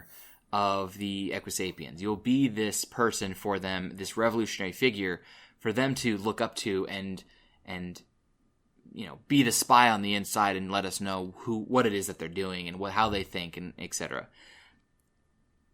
Did you feel like at any point in time Cash was ever going to say yes to this? No, I think he was so freaked out that he didn't want anything to do with it. I don't think he ever even gave an inclination of like, I'm interested, other than when he was trying to get out of the room. Well, yeah, I mean, like, the pitch is for $100 million and a horse stick. He's like, dude, you're going to have a horse stick. But so he's like, for that, but it's only for 5 years. Do you think that it was for only 5 years, or do you think that was part of a trick? Well, so that's the thing. He's like, oh, we'll give you the, like, anti-horse powder or whatever. And he even calls him on. He's like, it sounds like you just made that up. Yeah, I don't know. Like, I feel like if that was there, that... I don't know. It sounded fake. It sounded like, for what the people had to do, they clearly would have been, for what they had to do and what their bodies went through to become the horse people, the Equisapiens, it wouldn't have been able to be reversed. Like, I don't know. I felt like it was completely fake. Yeah, I think he was lying to him. And so then he gets out. He basically kind of tells him to sleep on it, and he's like, just... don't make any harsh or like immediate reactions. Think about it. And he's like, okay, yeah, sounds good. and he's going to say whatever he can to get out of the room at this point because he wants to leave. Yeah. It's important to remember too. We never mentioned, but Lift has a gun on him at this point too. He's not just like talking to him, kindly. He's holding him there at gunpoint. Which, if you're trying to give this like pitch to somebody, it seems kind of odd that you'd do it at gunpoint if the person didn't have anything to worry about. Yeah, and I think that's it just added to it for him. That's kind of why he was freaking out too, because even when he's yelling at him, you can tell he's kind of like holding back because the guy still has a gun on him. Yeah, I mean, it makes sense. Completely makes sense. You're not going to be comfortable in that situation, but there are times where he wants to Cash wants to let loose on him and tell him exactly what he's thinking about, and like, are you kidding me? What are you doing? This is insane. But yeah, he's got a gun on him, so he's not going to completely go off on him. So he wakes up the next day, kind of thinking like, did this actually happen? He's kind of thinking to himself, and we've also got the art gallery. Yes, that night before we wake up the next day. You want to talk about that? I think we already went through it, but just to revisit it, she's packing everything up and like sending everybody home, and Glenn's there cleaning the floors with her, and she's like, "Oh, you didn't have to stay," and then that's when they start making out, which I think we get the conversation of the next day with her and Cash. Yeah, it's the night of the next day. Okay, yeah, so you can tell they've already been broken up from their behavior at the party. Like, she's pretty much moved on. Mm-hmm. And then Glenn is the other guy. Yeah, and it's weird because that night when they do talk, she says, "Do you want to know who it is?" And he's like, "Do you have any intention of ever doing this with him again?" And she says, "No." And he's like, "Then I don't want to know what it is." But it really seemed like she was way more interested in him than Cash. It seemed like Cash was changing who he was. She didn't like that, and Squeeze was way more the type of person that she, as a kind of a revolutionary activist, was into. But that was done. It was like a one and done situation for her. Yeah, it's just a rebound. Absolutely. But that morning, so he wakes up and he starts freaking out. He calls. He's trying to like blow open the whole thing. He calls the newspaper and they hang up on him. They think he's lying or making this up. He calls. He goes to the doctor, and the doctor's like, this is just bizarre. Like, he goes to the doctor and he's like, "Does it look bigger?" And like, my thing is how many times had he been to that doctor for the doctor to have anything to go off of? Yeah. I thought that, I don't know, I thought it was kind of humorous. But then he eventually, okay, so that was just kind of a little snippet. But then it goes and it has Detroit come over, and he's got his pants down, and it's this cool shot between his legs with her like kind of bent over, looking at it like from a side view. And he's like, "Does it look any bigger?" And she's very confused. She's like, "No, like, first off, we just broke up yesterday. Why am I in your apartment looking at your dick?" Well, she has the line too of like, "No, I'm glad you're feeling yourself, but no." Yeah, like, I'm glad you think that things are going real well for you, but no, you're not. So she also says, like, "You do realize that we broke up," kind of a thing. But she says, you sent me this like video chat last night, like at 3:00. Are you doing okay? And he's like, "Wait, what?" Because he can't find his phone. And he's like, "Would you mind?" And they look at it, and it's a video of 2 or 3 of the Equisapiens like begging for help, like, "Help us, we're hurting." And then you hear like alarms go off. A couple guards come in, and Steve Lift comes in and talks about like how if they ever try anything like that again, he'll turn them into glue. And all of this is on a video. And I was like, okay, of course you're gonna have the glue reference in a movie that has horse people in it, and like I was waiting for it. And so he's like, "Oh my God, I've got a video now."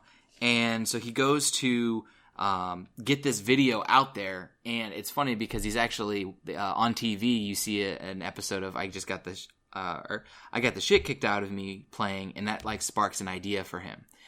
And he decides to go on to the TV show and try to blow it open. by taking this on. Well, they're like, yeah, we'll play your video if you do what you're supposed to on this show. So he has to get beaten up and then swim in the lake of shit, or whatever they call it, the vat or something like that. And he comes out. It wasn't shit pile. It was like the shit pool or something. I don't know. Yeah, and he comes out of it like afterwards, and you can tell like he's scarred because he's like standing there shaking, literally covered head to toe in shit. And he's like, "Can you play the video now?" And they're like, "Oh yeah, sure." And they play it, and the audience is like, "Oh my god!" And he's like, "Yeah, this is what's going on." And then immediately it breaks to a breaking news of Worry-Free's stock like exploding because they have made these scientific advancements, and it completely backfires. Everything he was hoping would happen didn't happen. Worry-Free gets popular. No one cares that they're making horse people. They think it's amazing that they're able to do this and that the work is going to be so much better for everybody. And this is where it's just like, okay, the satire's hitting at an all-time high. Yeah, well, and he had also had the scene where he was like, "Oh, call your congressperson and talk to them about this." And then they said the leaders of Congress were there ringing the opening bell with him. Yes, and I thought it was interesting that they showed both Democrat and Republican, because you had like on both sides it was quick. You couldn't really see the names, but you could see D and R and then the blue and the red colors underneath their names. So like this was a whole thing of like everybody thought this was an awesome idea. Everybody bought into it, except for the activists, like your left eye people, who are still thinking that this was an issue. And this is where we get to a scene with Sal and Squeeze at the restaurant, where I think there's really kind of one of the more important quotes comes from Squeeze, and he's talking. Basically, he says like, "You're back." They forgive him. Like, "You're back now. You're fine. You're all good. Thanks for apologizing to us." But Squeeze says that a line, because no one cares, and it's really frustrating to Cash. Squeeze says, when people are shown a problem but are not told how to solve that problem or act on that problem, they just accept that as okay. And that's what's happening. Is he said, you've got to call your congressman. This is bad. Yeah, but he didn't have a way to combat it. So Squeeze is basically saying, something that is horrible as this, unless you have a way for them to fix it, they're just going to say, okay, and they're going to accept it. Which to me was some hardcore, like, political commentary for what we're dealing with right now. Yeah, that's essentially how you get new Supreme Court justice now. Yeah. You look at everything right now, and I think it's funny because you look at from day one, with what all the horrible things or the faux pas or whatever you want to call them with Trump, and how like everyone's like, oh, this is horrible. Like how the hell can he get away with this? Like some of the things he said or things he's done, or etc. But it's just another thing on the bottom of the list at this point. Like nothing seems to actually matter anymore. Yeah. So I think that's what we had talked about this early on, but like this is where they got to the point where it kind of puts you back in your seat, like, well, yeah, we may have been doing that now. Oh yeah, it's just it's the idiocracy thing where it's like you look at it and you're like, this is so like seriously, horse people are running around, and yeah, that's pretty far fetched from where we are in reality. But when you look at the message behind it and what's actually happening with this, is it's the same thing. It's perfectly lined up satire. I loved how they did it. I thought it was just really, really well done. I never thought that having horse people in a movie was going to be a way to talk about political commentary, but here we are. It worked. Yeah, it definitely worked.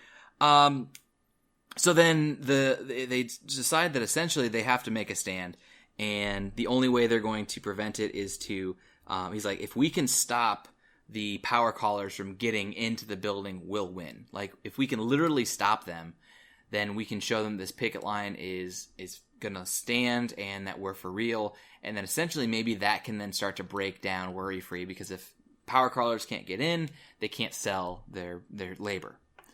So they have this montage again. They like these little montages throughout this movie of like everybody preparing. You see Cash using the video to try to like get into the worry-free headquarters. You see Detroit starting to like do some stuff with some of her pieces of art that are like concrete people. We haven't talked about the football team either, but they were a recurring theme. They were, and that was kind of one of those things about like growing up and like the people who kind of peak in high school. You hear that a lot. The football players. Talk about those guys. So I think it started when he was going to work the first time in his old beat up car, and you see them playing and like they all kind of wave at him, but they don't make the connection. And then later on, when they're hanging out with Glenn, that's what comes up is like, oh yeah, look at the people from our football team in high school. Like they just play football all day, and the guys are in like full pads at the bar, like next door. Mm-hmm. Yeah, I mean it's the football players. It was kind of cool because like they talk about like their buddies. They may not have like the best life, but they still have each other and they still enjoy what they do. But it's kind of interesting because you see them later on and they're still doing this, but Cash comes in and they're like, oh yeah, like, hey, how's it going, guys? And he tries to like, you can tell during this montage, he's talking them into working like with them, and they like are completely there. Usually you see football players as shown as like the almost villainous jocks, like in these kind of movies. Like they're like the asshole friends that you just kind of like forget about. These guys were not really all that important, but they were portrayed as guys that are going to do what they have to for a friend. And their friends were pretty much anybody they went to high school with. It was a very different way of portraying the jocks. Granted, they weren't all that important to the story, but still the portrayal was different. Yeah. Well, that and so I thought there was going to be a connection there. Again, something that may have been missed. But she starts talking about that. Well, in high school, he was, and he cuts her off, and is like, oh, well, let's not talk about that. But I thought he was somehow on the football team. That could have been. I forgot about that because they were talking when they're introducing Squeeze to everybody in the car that earlier on. He gets like, why do you always have to talk about like that? But we never find out what that is. Yeah. So he goes and gets the football players, and they're setting stuff up.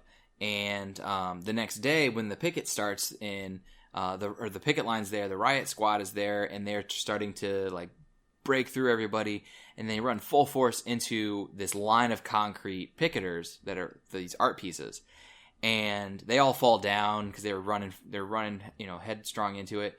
And that's when the football players who are in their pads.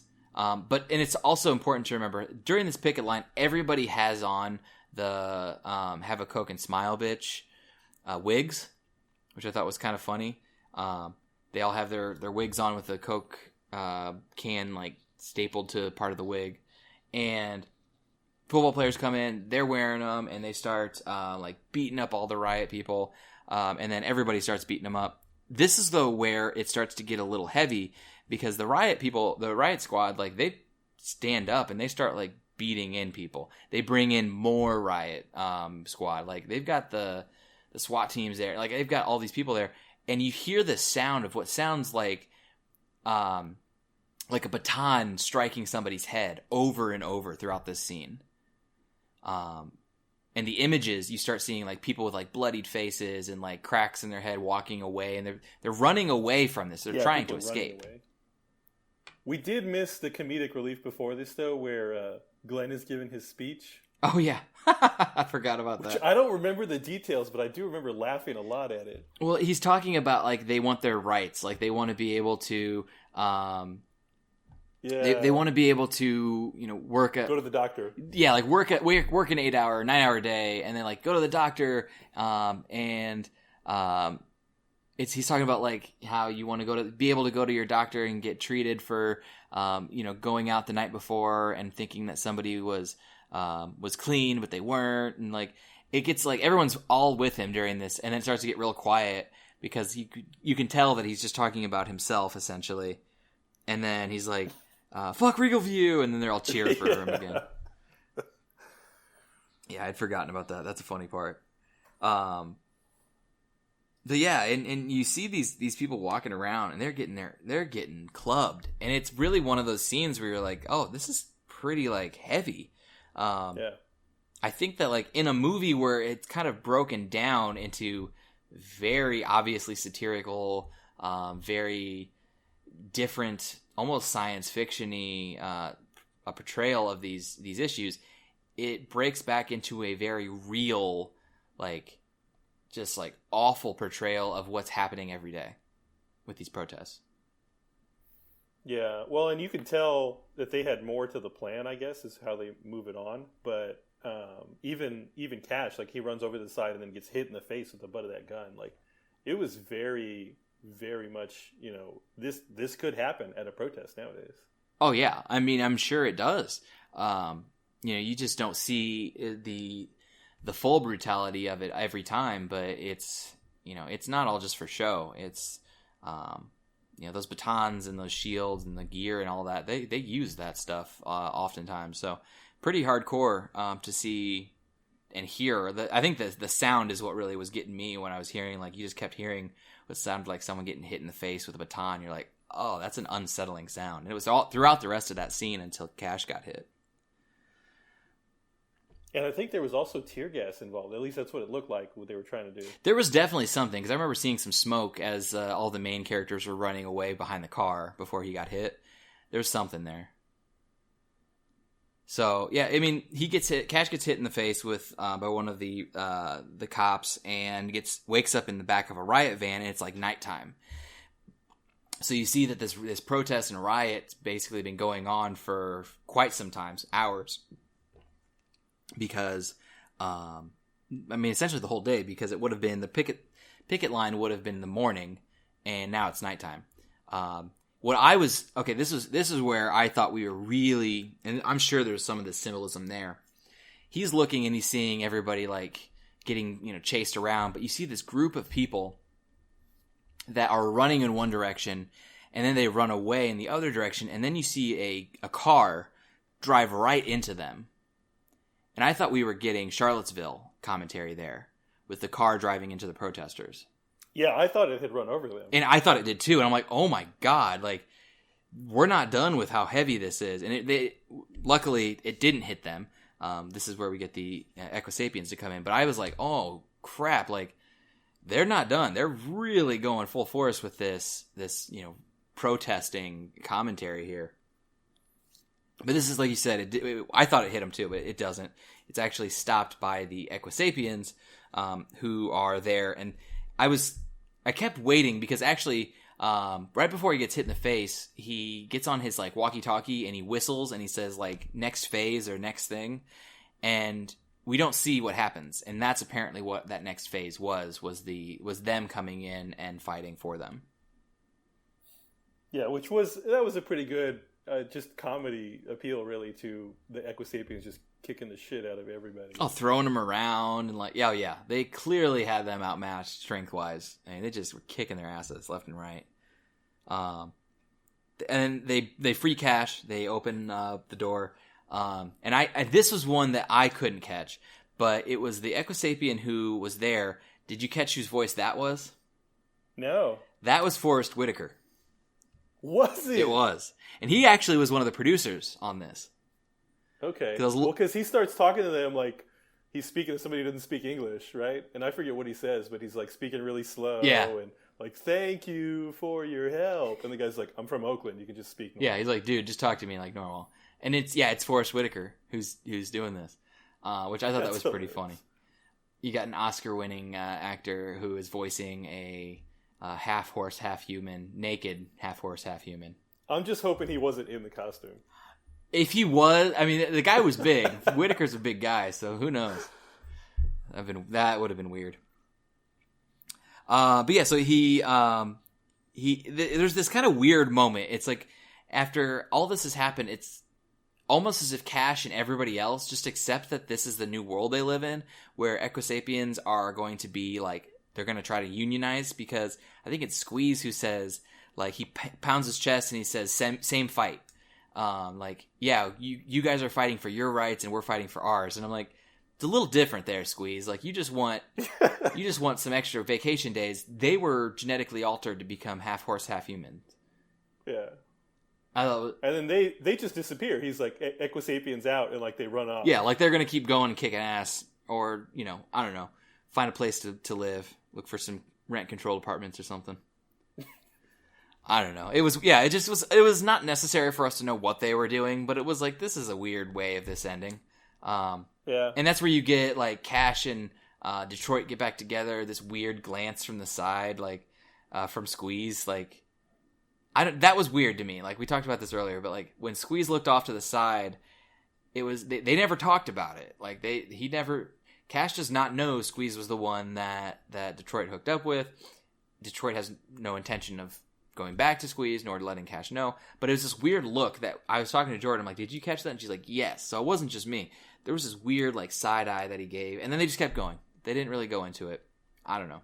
Yeah, I kept waiting for him to say something. Like, when they got to the restaurant and had the conversation, I thought he was going to say something. At this point in this movie, I thought he was going to say something. I think he realizes how important Cash is to the cause. And if he does that, he might piss him off and he might be gone. Yeah, that makes sense. But still, like, they kept pushing it. And so I thought something was going to break at some point. So the next day, movie's wrapping up. Next day, Sal, who I always felt like, the way the movie portrayed Sal, like, he was this big deal, best friend in the world to Cash. Sal was really not that important. Like, he was there a few times, but I kind of felt like that aspect of the movie was probably undersold a bit, because it didn't feel like Sal really mattered as much as at times they portrayed him to matter. I don't know, did you get the same feeling? Yeah, I feel like he's there, well, initially to get him the job and get the story going, and then again at the end to just, like, wrap things up. Like, there wasn't any, he didn't have any old stories or, like, jokes about each other. It was just weird. I mean, I felt like Squeeze was more of an important character than Sal was. Yeah. But it made it seem like Sal was his best friend who had, he had turned his back on and had this huge thing. I don't know. It might have just been an undersight in the whole thing. Just, an oversight in it. I don't know. It really was not all that important. But he gives him his car, and he moves back into the garage. But he's like, I couldn't move back, and so he has all his stuff from his cool apartment moved back in there. He's back with Detroit, and he closes the garage door, and, like, apparently, like, hits his face on it or something. Garage door is closed, and he, like, goes down to a knee. I thought he was going to propose to Detroit. Yeah, I thought he was faking it. Yeah, totally thought he was faking it. And then he, like, comes up and takes his hand away from his face, and he's got a horse face. Like, huge twist that I did not see coming at all. I thought we'd move past him turning into a horse. But apparently it just takes a little bit of time to start working. And then, well, I guess the other good thing is it does give us the closure with Armie Hammer. It does. Because the movie technically ends with his face having, like, the larger nostrils, starting to elongate the face. And then it goes, like, sorry to bother you, directed by Boots Riley. And then it cuts immediately to, like, a mid-credits scene. And you see Lift, who is, like, in the morning walking to his like a screen. It's apparently like his doorbell is ringing, but it's like a monitor. He goes to it and he sees like 3 or 4 Equisapiens, one of which is Cash, who's now fully transformed. And this is something I didn't realize, and I wanted your insight and thoughts on this. So all the Equisapiens looked identical. Like, their skin tones were all the same skin tone. Everything was the same. Do you think that was purposeful, or do you think that that was just something that, like, they had one thing for? I didn't realize that. Yeah, I mean, I could see it going both ways. I feel like that may have been something they didn't, put that much emphasis on. But yeah, they did all look exactly the same. Yeah, and I was just like, and it actually seemed like they were more of like a tan complexion. It did not seem like they were like you had like black or white. It just seemed like it was almost a blend. But I don't know. So he comes in and like basically on Cash is there, and he's like, "Yeah, we're here to kick your ass or kill you or whatever it is." And they bust. Well, he uses the line. Oh, what does he say? He's like, well, I forget what the intro was, but he was like, "We're from like kickyourass.com. Sorry to bother you," and then they go burst in. Oh yeah. And then he bursts in and like does like this like monstrous roar, and then it cuts out. And did you have your Peter Griffin moment there? He said it. Well, he said it all the time. He said it like constantly. So like I was happy throughout. At one point, like he said it every time he made a call. Yeah. But yeah, is sorry to bother you. My name is Cassius Green. Blah blah blah. But yeah, so it was kind of cool that I forgot that at the end he did say that, and then they bust in, and I mean that's it, and the movie ends. So we don't really have a whole lot of detailed closure. We do have a handful of pieces of read between the lines. We can kind of see like what do you think happens next? Like what is the conclusion to this story? I mean, in an ideal world, I think they would turn Armie Hammer into a horse, but they probably just beat him down. Yeah. And then, I mean, I'm bought into the fact that, like, I don't think there was a cure. I think he's stuck this way. Yeah, I'm with you there. I don't think that he did have a cure. I think that he was feeding him a load to try to get him to be okay with it, and the money, was basically just a kind of a Band-Aid to the fact that he would be changed to a different species, genetically. Yeah, it's not something that I think there is an answer to, but it's kind of weird. So, okay, tons of commentary. I mean, that's the end of the movie. Tons of commentary throughout. We talked about a lot of it. I mean, capitalism, racism are kind of like the two at the front. What do you think the message ultimately of this movie was?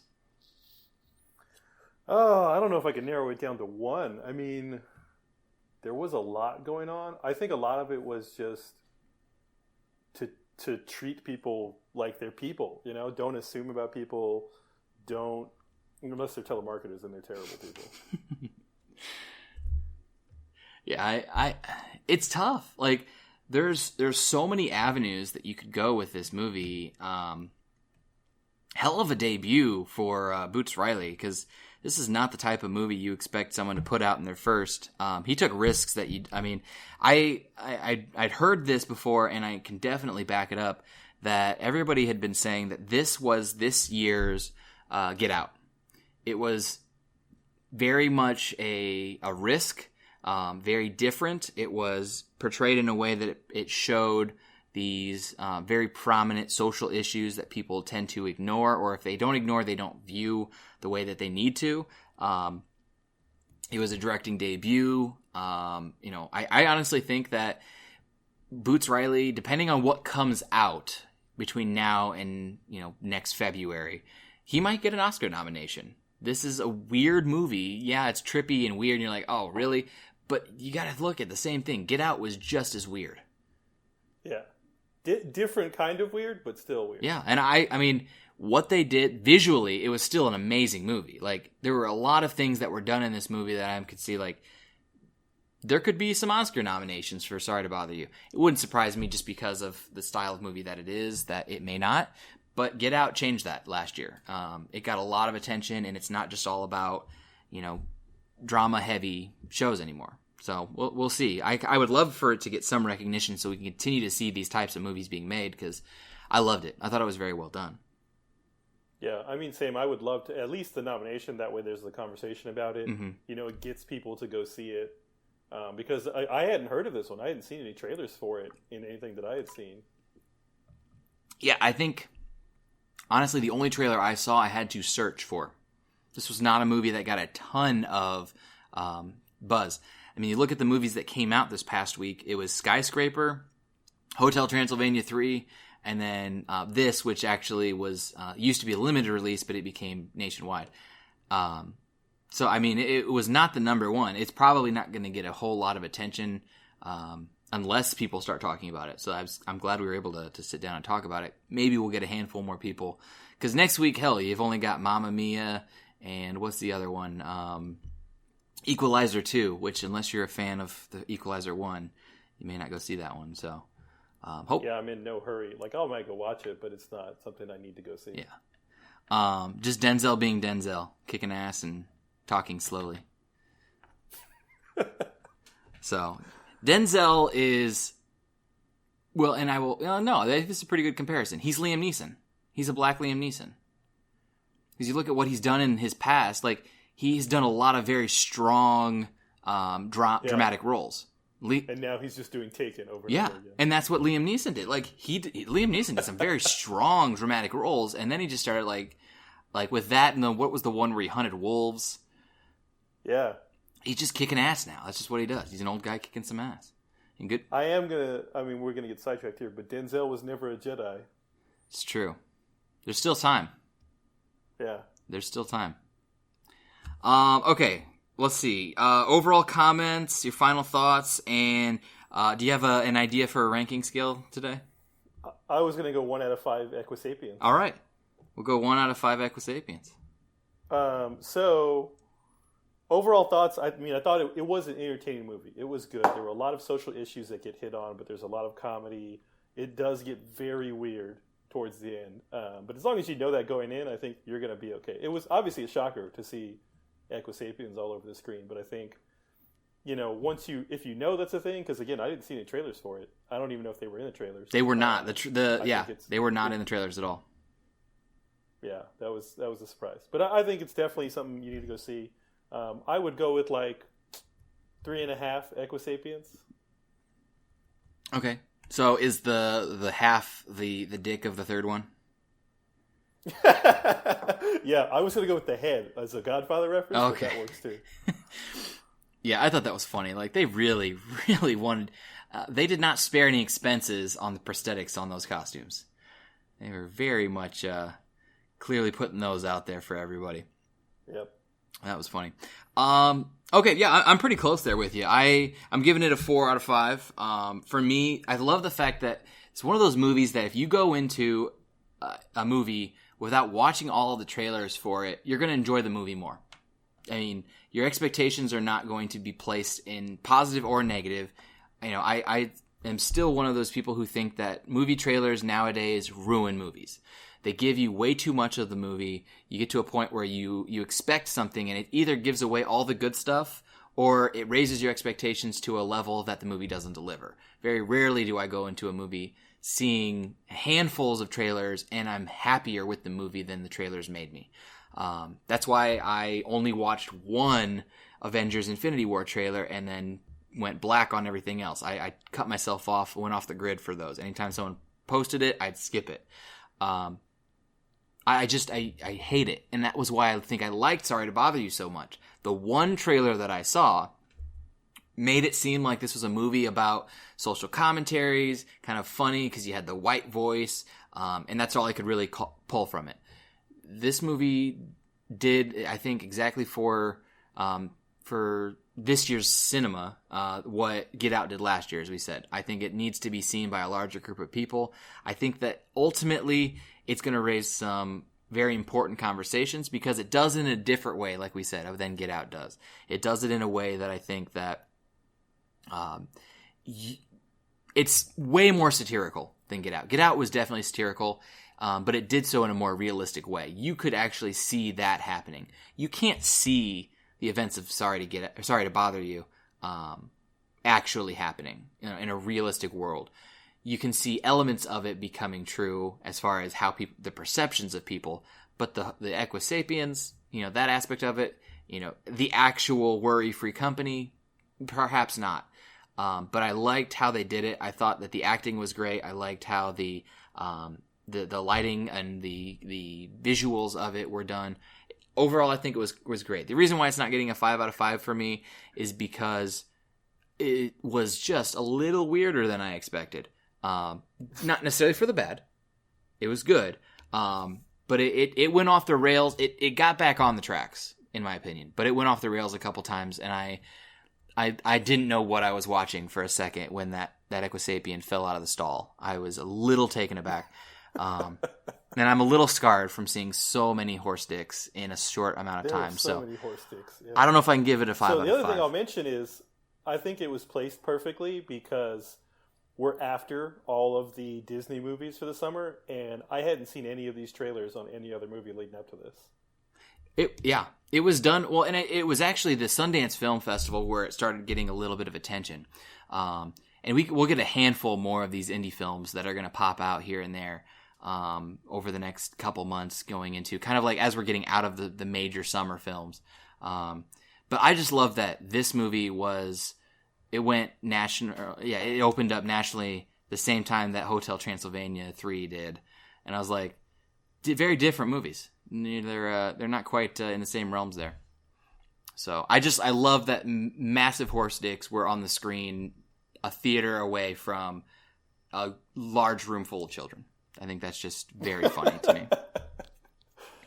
So I give it a 4 out of 5. Andre gave it a 3.5 out of 5. So pretty good reviews. Go check it out. I think that's about it for this week. Anything else from you, Andre?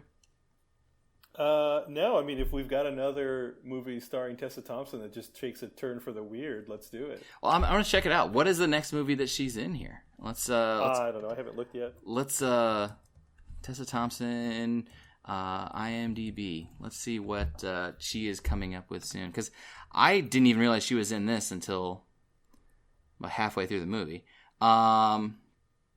She's in Creed 2. So she is, which may take a weird turn and involve Equisapiens. Who knows? Who knows? She's also in the currently filming the untitled Men in Black spinoff, which I still can't believe it. But it's. Did you hear about this? No. It's a Men in Black 21 Jump Street crossover.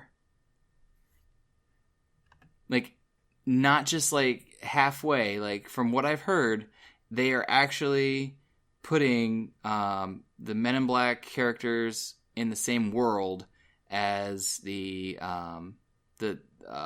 21 Jump Street Jonah Hill characters. So I don't know how I feel about that, but I need people to stop trying to make universes happen. Oh yeah, it's not. It doesn't work for everything. It doesn't need to work for everything. But it's supposed to follow Men in Black. It's supposed to follow Men in Black 2 before Men in Black 3. I don't know. I'm just disappointed that they're putting this together. Like, I liked Men in Black 3 for what it was. I thought it was a good end to the series. I mean, it wasn't the best, but it was a good end. Have you seen the cast list? Cast list so far is... It's Chris Hemsworth, who I don't know. Yeah, let's see. We got Chris Hemsworth, Liam Neeson. He's in it, apparently. Yeah. You don't know Chris Hemsworth? Oh, I was thinking one of the other Hemsworths. No, Liam Hemsworth is the one from the Hunger Games. I think Luke is the one I don't know then. Rafe Spall, who looks familiar.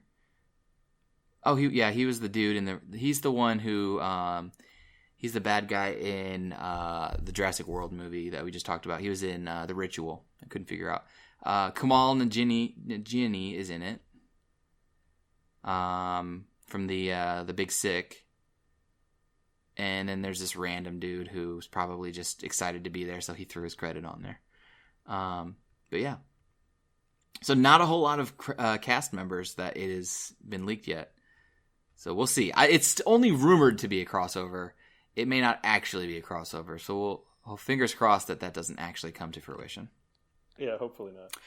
All right, well, then is it for this week. Andre, thanks again for coming on. We next week we're going to be doing Mamma Mia 2 with a former student of mine, actually, who is into musicals. We're going to hopefully have some fresh perspectives on it. Hasn't been on the podcast yet, so we'll be checking that out next week. It was either that or checking out some Equalizer 2. So I definitely was like, I want to see Cher and Meryl Streep, which I don't know what that says about me over Denzel kicking ass, but, hey, it is what it is. So, again, Andre, thanks for coming on. Always a pleasure. We'll make sure to get your shout out in early next week, so if you don't want to listen to Mamma Mia 2, you can just hear your name and be done with it for the week. But yeah, until then...